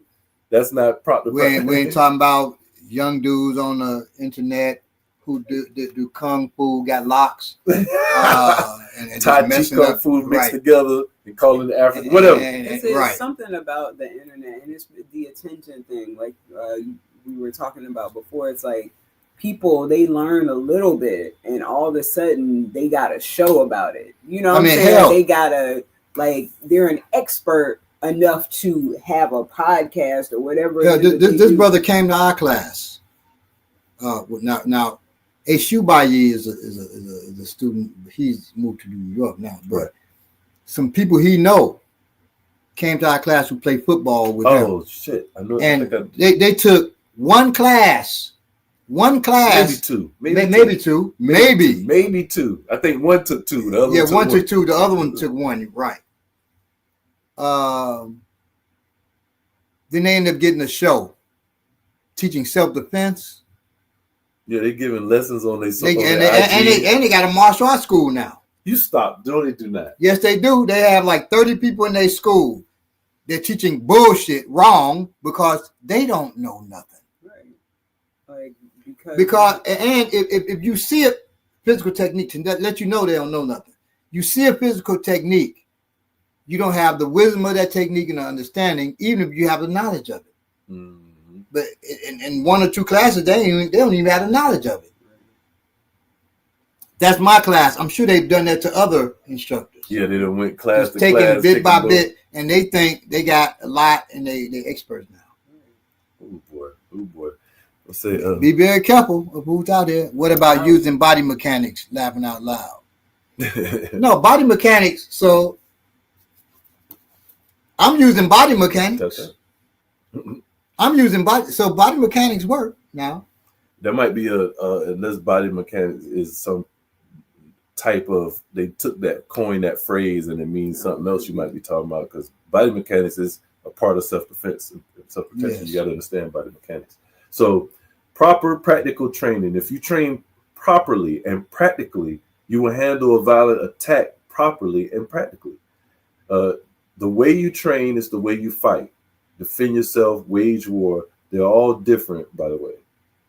Meaning fighting, defending yourself, and waging war. They're different. If you practice to prevail and know that your techniques work against violent attacks, you will be calm, cool, and collected, and you will prevail when a violent attack comes. Next is keeping your ego in check. Your beliefs do not make you a better person. Your behavior does. If we learn to keep our ego in check, much of our poor behavior won't take place. Like all this bullshit, people talking martial arts, their own classes, and what we've seen online. As most of our negative behavior is rooted in our ego and in our fears. Here are a few things we can do to help check our egos. 1, don't be a hypocrite. That's it. That's the whole thing. Don't be a hypocrite. Okay. Yeah, don't be a hypocrite. Sounds simple, right? However, often our minds are so ego-driven that we fabricate stories about how right we are. All right. If you say something, this is another way to keep your ego in check. If you say something, live up to it. Word is bond and bond is life. Be a man or woman of your word. Concepts and ideas are different from actual embodiment. Concepts and ideas are different from actual embodiment. Be honest, and actions equal character. I don't care what you call yourself. If you say my character, I'm a good man, but you are diddling children, you're not a good man. I beat my woman. I'm a good man. Yeah, right. Yeah, right. I put my hands on everything. Right. But I'm a good man. Right. I'm a good man, but you know, she forced me to slap her up. Yeah. You're not a good man. Good man. Your actions equal your character. Do your actions match the character you profess to have? That's the warrior code.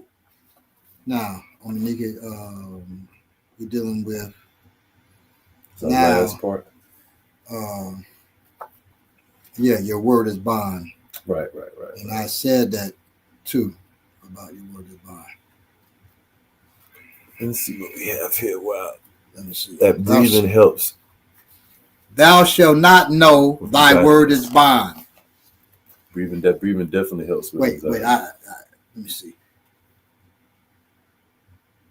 Yeah, go ahead. And word is bond comes from the Nation of Islam, by the way. Not the 5% nation of gods and earth. The 5% come from the Nation of Islam. Exactly. If you don't know, thou shalt know thy word is thy bond.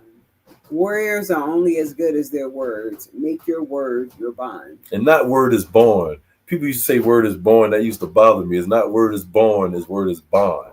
Go ahead. And the proverb is, a promise is not just a knot which you can simply untie with your hands. That's from the Longuda people, or Longuda people. This is a question given to the Honorable Elijah Muhammad by his teacher, and this is his answer. Have you not learned that your word shall be bond regardless to whom or what? Yes, my word is bond, and bond is life, and I will give my life before my word shall fail. I don't know why I thought you was going to be like, can the devil fool a Muslim?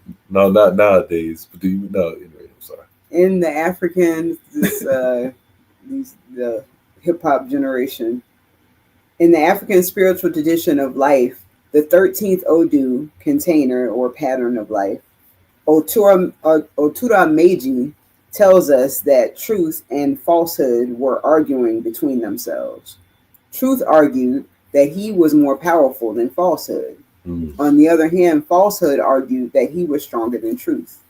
Otura Meiji told them that the power of falsehood is transient, impermanent, and ephemeral, lasting a very short time, and that truth, although slow and weak, overcomes falsehood in the end. He then sang, no matter how powerful wickedness is, righteousness overcomes wickedness in the end. The verse of Odu Ifa Otura Meiji enjoins us not to lie.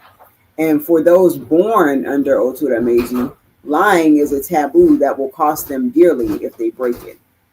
Otura Meiji is the Odu that deals with the power of the word, not bragging, telling the truth, keeping your word, not talking too much. We should strive to be following these wise teachings by making our word our bond, so that we may develop trust and confidence in our relationships. Whenever we give our word, we should be found striving to live up to what we say. Our word is so important that we should think carefully before giving it. However, after giving our word, we should do all within our power to make our word our bond. If your word is shit, they ain't like people gonna tell you, man, your word ain't worth a damn. Some people will, but most of the time they're just gonna talk about you behind your back. Be like, yeah, what's the name said he was coming, but you know what that means. That's how folks gonna treat your word. It is this characteristic of living up to our word that produces trust, dependability, and earns its possessor the respect of those who may even be our enemies. So when your enemies, we would say that I hate that motherfucker, but he gonna go by his word. Yeah, if he said he coming to get my ass, he coming. Y'all better be ready. A hypocrite is one who says from the mouth that which is not in the heart. When we give our word or promise and fail to perform after our promise, we destroy the confidence in us of those who depend on our word. That's your children, your friends, your spouse. You give your word on something, stick by your word. Writing bad checks, signing contracts, and willfully neglecting to live up to their terms, making oaths, including the oath of marriage, and breaking them all give us a record that marks us as untrustworthy. You make an oath with a woman you're going to marry her, right? Then you cheat on, that means you committed to her, but then you cheat on her.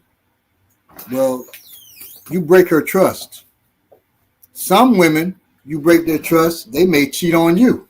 Right. Some women, you break their trust, they may not say nothing, but they watching you. They watching your phone, looking in your phone. Putting rat poison in your grits. Yeah. So when people have no confidence in the word that we give, we cannot build sound or good relationships. Remember, death comes to every relationship when our word begins to fail. It can come to you too. Why? Well, according to Ifa, the protector of truth is a Shu, the cosmic law enforcer, the divine trickster, the war chief of the Ajagun, wars against man, of whom death is one. And the enforcer of oaths is Ogun, the spirit of iron and war. Thus, and their spirits of they're force of nature too. Thus, failing to keep our word is an invitation to war, to a Shu and Ogun, two powers we do not want to wage war against. Trust me on that. The worst word to break is to ourselves. Often we lie to ourselves, saying we will do this and that. I'm gonna work out. I'm gonna stop smoking. I'm gonna stop doing dope. We will improve this and that, but we never do. We have failed ourselves. And your body, I just want to say that every cell in your body, your subconscious and everything remembers what you do. So when you start lying to yourself, you can't even convince your subconscious mind after a while. You know your body know you lying. The axe forgets, the tree remembers. Yeah. Well, I see this often when it comes to training. A person sees me at a workshop or lecture and tells me they are going to start training. I always take it with a grain of salt. Now, this one brother affected him for days because he said, you know, we need to train and we're the people need to train and all this. He said, but I'm saying that now, but I'm not going to train. He talked to me for 10 to 15 minutes about the importance of training. Right. I always take it with a grain of salt. Sometimes I am pleasantly surprised. They actually do show up and begin their journey to discovering the word within. Like the brother who was saying he's gonna start training every Thursday, who came to class. Right. I take that with a grain of salt. You may feel like, yeah, he's gonna come. Balagundi may, yeah, he's gonna come. Because he brought him. Right. Mm-hmm. I take it with a grain of salt. I wait to see. Okay. And that's no insult on the brother. That's just how I am. That's how the experience. Right. Most times they do not show up, though. I'm pleasantly surprised when they do, but most times they do not show up. Most times they go home and start giving themselves excuses why they won't train. These are the most common excuses. I don't need to train. I carry them things. Guns. Yep. Having a gun is nice. Having a tank is better. However, when you do not have that gun or tank or nuclear warhead on you at the exact moment you are being attacked, what then? When it's not, even if it ain't in your hands sometimes.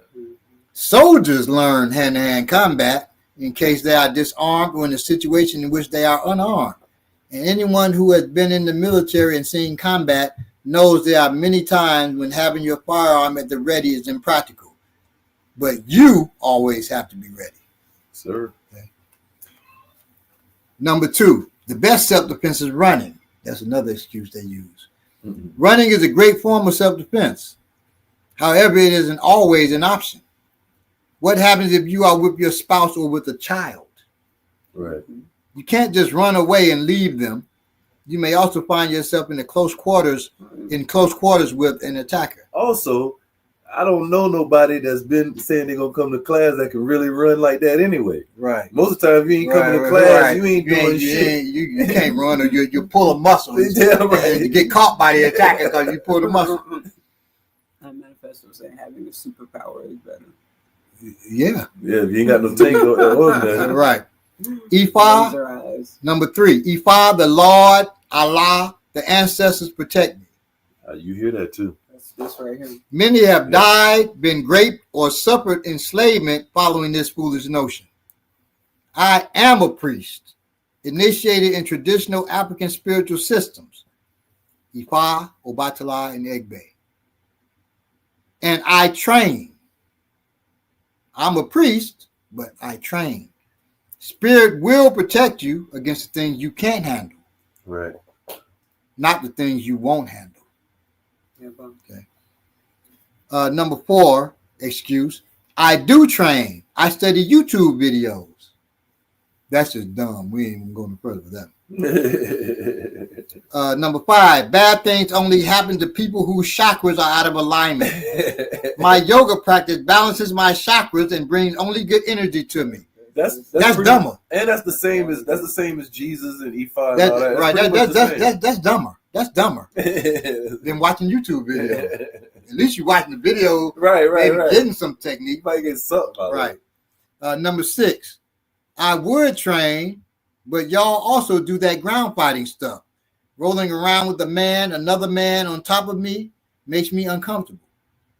Ground fighting isn't about a bunch of sweaty dudes rolling on the ground in tight shorts in weird positions on top of each other. And we don't wear tight shorts. No, we don't. No. Bobby might sometimes, but if someone if someone in the street, that's worse. If someone in the street or an invader in your home mounts you while they are trying to choke you unconscious, Right. the last thing you will think about is how weird the position is. Right. The last, and it ought to be the last thing you think about. Right. You better think only about surviving, reversing the opponent's attack, and choking them out. I don't care. Shit, if you got tight shorts on, if you're naked, I'm going to use my techniques. I'm going to use my training. Yeah. And I'm gonna make them pay for getting on top of me. I think sometimes too, even with ground or whatever other techniques, like when you watch MMA, sometimes you can tell maybe some of them have these type of mentalities too, because you can tell when they go to the ground, they don't know what they're doing. They talk about it. They say, I ain't gonna be doing that ground fight. Mayweather, what's that? Mayweather. Yeah. He said, man, I ain't going to no ground with men.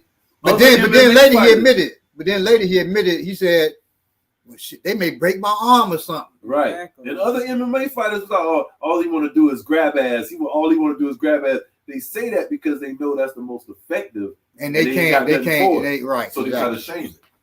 Another excuse, I'm too old. It's never too late to start training. I had a student who started training at 60 years of age. I have recently taught brothers and sisters in their 50s. And I'm 57. I'm almost 60. I was gonna say he like waved his hand toward me when he said 50s, but that No. I heard. I'm saying you know you remember Antoinette? She was 50, she was 54 when she started. I'm not. No, she's not in her 50s. I have recently taught brothers and sisters in their 50s. Move at your own pace and gradually build up your strength and endurance. So, y'all are gone. Excuse me. She opened up that door. I don't want her coming down the stairs. Yeah. Number 8. I'm scared to get injured. You can get injured stepping out of the shower or choke on a donut. In 43, it was 43. Wow, this is old. In 43 years of training, and now it's 54 years of training, I have only suffered one serious martial arts injury. One. I apologize for doing that. And it was not. it was the one white boy my father ever trained. This white boy wants to show off, and I'm working with him, right? Don't want to really work with him, but then it was energy drill. He takes my arm down quick and hits me in the nose with an elbow, breaks my nose. Damn. What did your father do? Took me to the bathroom. No, he took me to the bathroom, and eventually, while we were training, I was all scared at first. He hit me in the nose and straightened it. The white boy was put out of class. He never came. We never saw him again. So I'll just say put out of class. All right. Another excuse. Number 9. I need to get in shape first. Oh man, I be hearing that too, man. Look, you don't come to the bathtub clean. If you want to get in shape to defend your life and the lives of those you love, you have to train to defend your life and the lives of those you love. Nothing will get you in shape for self-defense as much as training, sparring, and drilling with people of equal or greater strength, speed, and skill. Still sharpen steel as men sharpen men. And I'm going to tell you, you can work out and whatever. It's certain things you have to do in class to get conditioned for. You can only do by doing it in class. Now, if you are blessed to come here to me. Okay, yeah. So do you have a recommended dojo in the Washington, D.C., Maryland area? If you aren't blessed to come down here and train with me, sorry, we're sorry for you. Yeah, we feel sorry. But you should find yourself a judo school and train in that. Judo, a good judo school now. Mm-hmm. Judo, they do their throws at full power. So you do your throws, and they do it in training. So you do your throws out there at full power. If you can afford it, do judo and do arnis, because arnis deals with the tools, knife and the stick, and judo deals with the grappling. If you're unarmed. Right. If you can come down here, or in Atlanta area, well, train with me, because we deal with weapons, throws, strikes. All encompassing. Yes, it's all encompassing. And if you're in Virginia, DC, you might want to think about meeting us at the Happy Natural Yes. Happy Natural Festival. Happily Natural Because Festival. DC not that far from Virginia. No. And that's August 31st, August 30th, August the 29th. That goes on that whole weekend. If you did a whole weekend, we'll definitely be able to. Number 10. I'm sorry, I just wanted to add this thing. Gregory, also remember what we were talking about, especially if you're taking your children, about the high percentage of martial artists out there that mess with children. Sometimes they get into it for that. So you don't want to just look at a judo school just because they're doing judo. You want to really evaluate the people and the school and make sure that you're watching. And it's also why just drop your children off anywhere. That's what I was about to say. It's always a good idea to train with your child. It'll have your children more engaged and everything. Number 10, self-defense is useless against multiple attackers. Maybe the martial arts you studied or researched are useless against multiple attackers. That doesn't mean all are. Isn't the battlefield a multiple attack situation? Yep. Haven't warriors survived the battlefield? Stop making excuses. Read this. Stop making excuses. Another excuse, which is not as common as the one above, but that we tend to hear often enough from our sisters, is, I don't need to train. That's what my man is there for. While men are chiefly responsible for the protection of the family, what if he is captured by the enemy, is thrown into the belly of the beast, a political prison? What if he's very ill? What if he is the one meaning to cause you harm? Yeah, well. Right. What if he in Walmart and you in the car? What if he in the car and you in Walmart? You shouldn't be in Walmart. That's your problem. No, but seriously, you get the point. Sisters, your man cannot be at home 24/7. You must train to protect yourself and your babies. And if your man is not training, if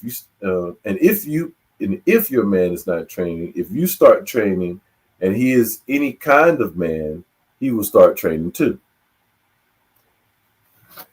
Only way he won't start training if you training some bullshit. Because then when you bring the bullshit home and say, look, I learned this, he's going to be like, that bullshit. He gonna do some shit and you ain't going to work on him. Then he going to think you just wasting time working out and he ain't going to take it serious.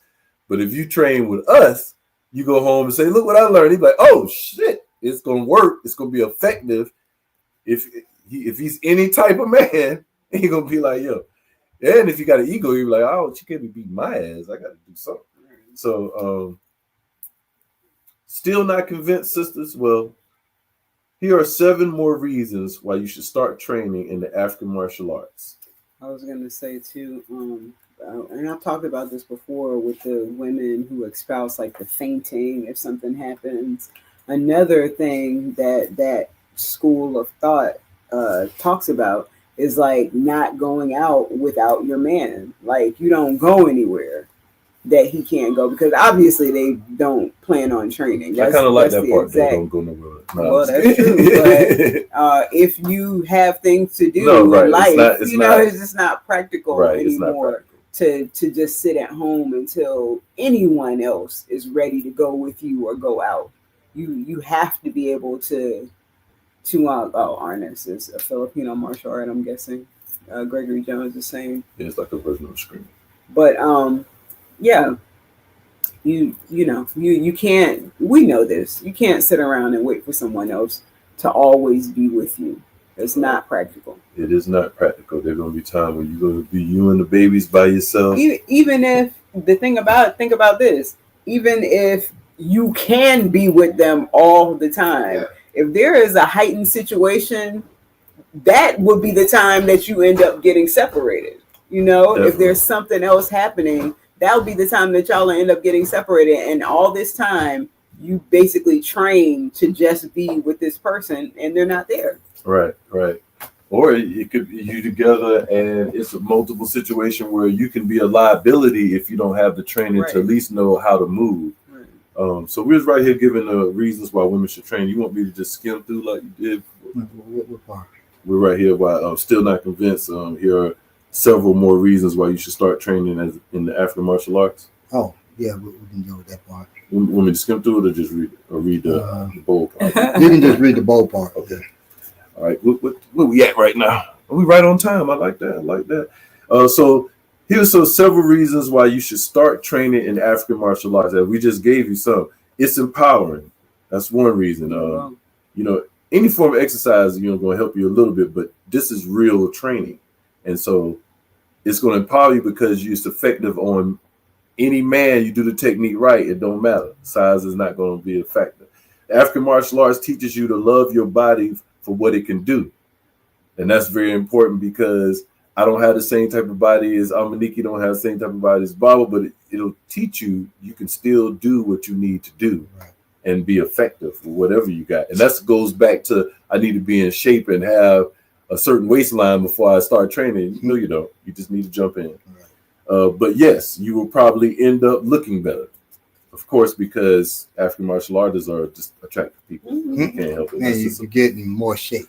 That's what it's really. And your confidence. I remember my son said to me, he said, you don't look like 50 with a 57-year-old like dad's, like he's in college. He was in college when he said this. He said, you don't look like what the other 57-year-old daddies look like. And that's after several strokes. Strokes and heart attacks. Right.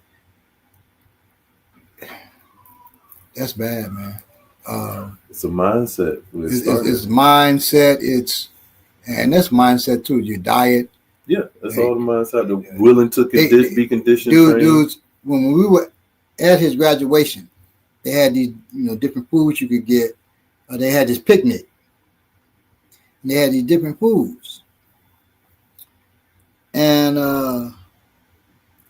they had, pork sausage, pork such and such, pork bacon. I said, no, sir. Where's the vegan options? And they did have vegan options because it's Hampton University. It's the second largest black university. Howard's the first, and then Hampton. So I got the vegan options, but they had so much pork. And that's a reason too. All these folks eating that pork. People are eating all kinds. And you may think I'm exaggerating. I used to show people. I said, "Here's my driver's license when I was 18." Show them the driver's license. My eyes were dull. My face I just looked dead.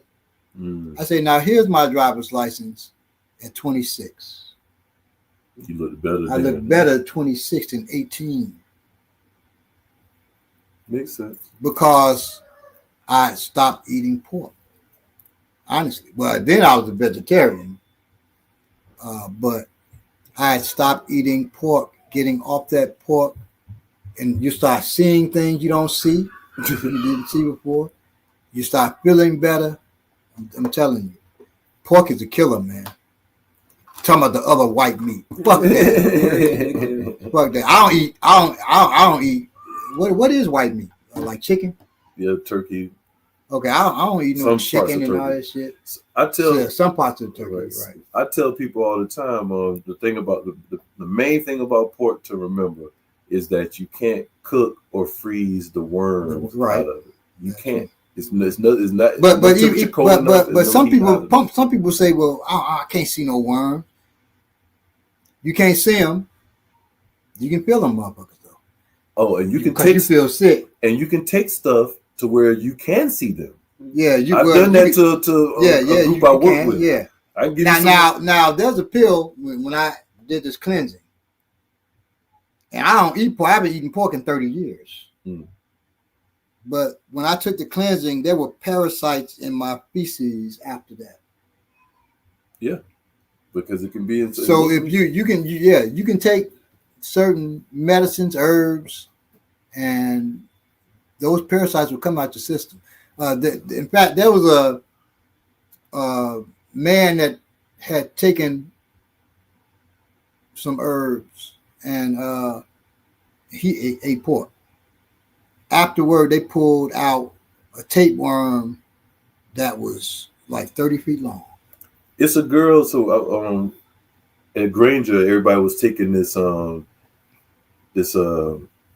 that will make you pass your parasites. This girl put one in a Ziploc and brought it to work to show people. She's like, I can't believe this, y'all. Look what was in my stew. A tapeworm that was about maybe 3 feet long. Yeah, it's real. So that kind of stuff, you'll be healthier. You'll be able to protect yourself and more willing to do so. That's big. You'll be one of the few select. One of the select few. You know, recently there have been seen a rise in sisters in African martial arts. So it's not a lot of women that take that mantle and take that position in training or even being an assistant. You know what I'm saying, or a full instructor, or becoming an instructor. Period. You know what I'm saying. So that's a prestigious. And at one point, we had more females than any other school I knew of. Yes, when I posted recently, it was a lot of women in the post that I had. You might be better suited for it than you think, and that's what some people discover. Their mentality, you don't even if you don't know something, it don't exist, and so you've been put under certain conditions. You don't realize you actually are good and proficient at something. You know, your size can work to your advantage, and that's because most of the techniques that we do were created and given to us by women. And so you realize that I was made for this shit. You know what I'm saying? You'll be helping to stop sexism in its tracks. That's right, because women can do it too. Right. You know what I'm saying? Just as good as the men. It's not better. Just as good. Some even do it better. Right. Just as effectively. For sure. Right. Yeah, you will have an amazing support system of brothers and sisters. And that's one thing, people find their tribe. You know what I mean? And sometimes people are looking for that tribe of people, that group that can help them, that can protect them, that they can, really thrive in. And that's the great part about it. That's the question right here. What herbs is good for cleansing parasites? I know wormwood is one. And there's another one that you can take with wormwood that's supposed to be really good. I can't remember right now. Yeah, I can't think of that. Yeah, but I'll come back to that on the manifesto. Maybe not today. But. Right. Omaniki gonna deal with it's what time? 3:13. Oh, okay, well, that's it then. I was gonna tell you the principles, but we'll deal with the principles. Buy the book, get the book. No, we'll deal with the principles on that's our next Patreon. Cool. Good point. We'll deal with the 5 basic and the intermediate principles. And this will give you enough time too to get get your walking stick. You know what I'm saying? Right. Get your walking stick and get African Warriors Bible. Yes, sir. If not just because I'm in the front, but because it's a great book. It's the beginning of it could be the beginning of your journey. It explains a lot. It gives you a foundation that you can build off of. My favorite book, and after that will be the surviving the zombie, not the zombie apocalypse, the urban apocalypse. Now we deal also in this book. We deal with the advanced principles, the basic and advanced principles of Egbe Ogun. They're in this book, illustrated for you. Yeah, because we never went in depth about that too. We've listed them, I'm sure, through talking, but that goes in depth and really explains them. And And we're going to do that for the next class. We're going to go in depth into the basic and advanced principles. I like you it. saying for the Patreon. For Patreon, yes. I like it. So join the Patreon. Now, put in, King Doug, yes, we are family. We love each other. what'd you see? King Doug asked if we're family. King and Doug, excuse me, asked if we're family. And Yes. we said we kind of favor no disrespect. We're not family. Yeah. We're not biological family, but we're family. For sure. Y'all kind of favor each other. No disrespect if y'all are not family. That's just what happened. When I used to rap, it was 3 of us from 3 different families, and they would say, "Y'all look like family." Now one brother, and they said, "Y'all look like twins." One brother was as black as night, and he was 5'8". Okay. I am at that time even. I was 6 feet at that time. Thought you were throwing shots. Right? No, and very light. So we did not look like twins. And the other brother was light, very light. 6 feet tall, like me. Oh, okay, there you go. Mm-hmm. But had extremely broad features. So we did not look like twins. Sometimes triplets. People just saying this, girls just saying that shit because they were attracted to it. All right, so the attraction could have been twinning or tripleting, but not the reality of us being family. Twins. We were family now. Right. As we hear. Right. Everybody have a great rest of your weekend and week. Be safe. See you next week. Exactly. Love y'all. Be safe before you walk out your house. Be safe in your house. I talked about the sentries. You may have to deal with, sentry neutralization.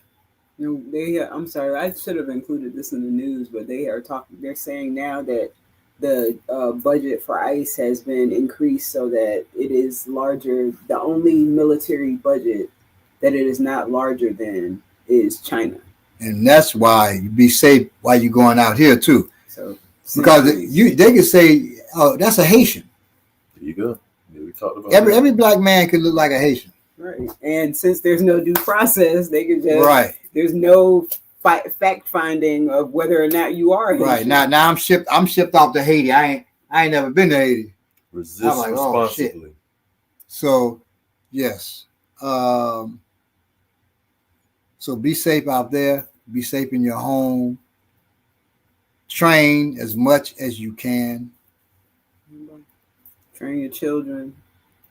Train your everybody who you love. Be prepared. Be prepared to protect your life in any way you have to. Protect yourself by any means necessary. At all times. By any means necessary. Absolutely. And take that the way you want to take that. There you go. Greetings, Petty Gibbs. There are drills also. My first time here, but I think I've been looking for this channel for a while and didn't even know that. Bingo. Thank you. All right, y'all. Love y'all. Peace.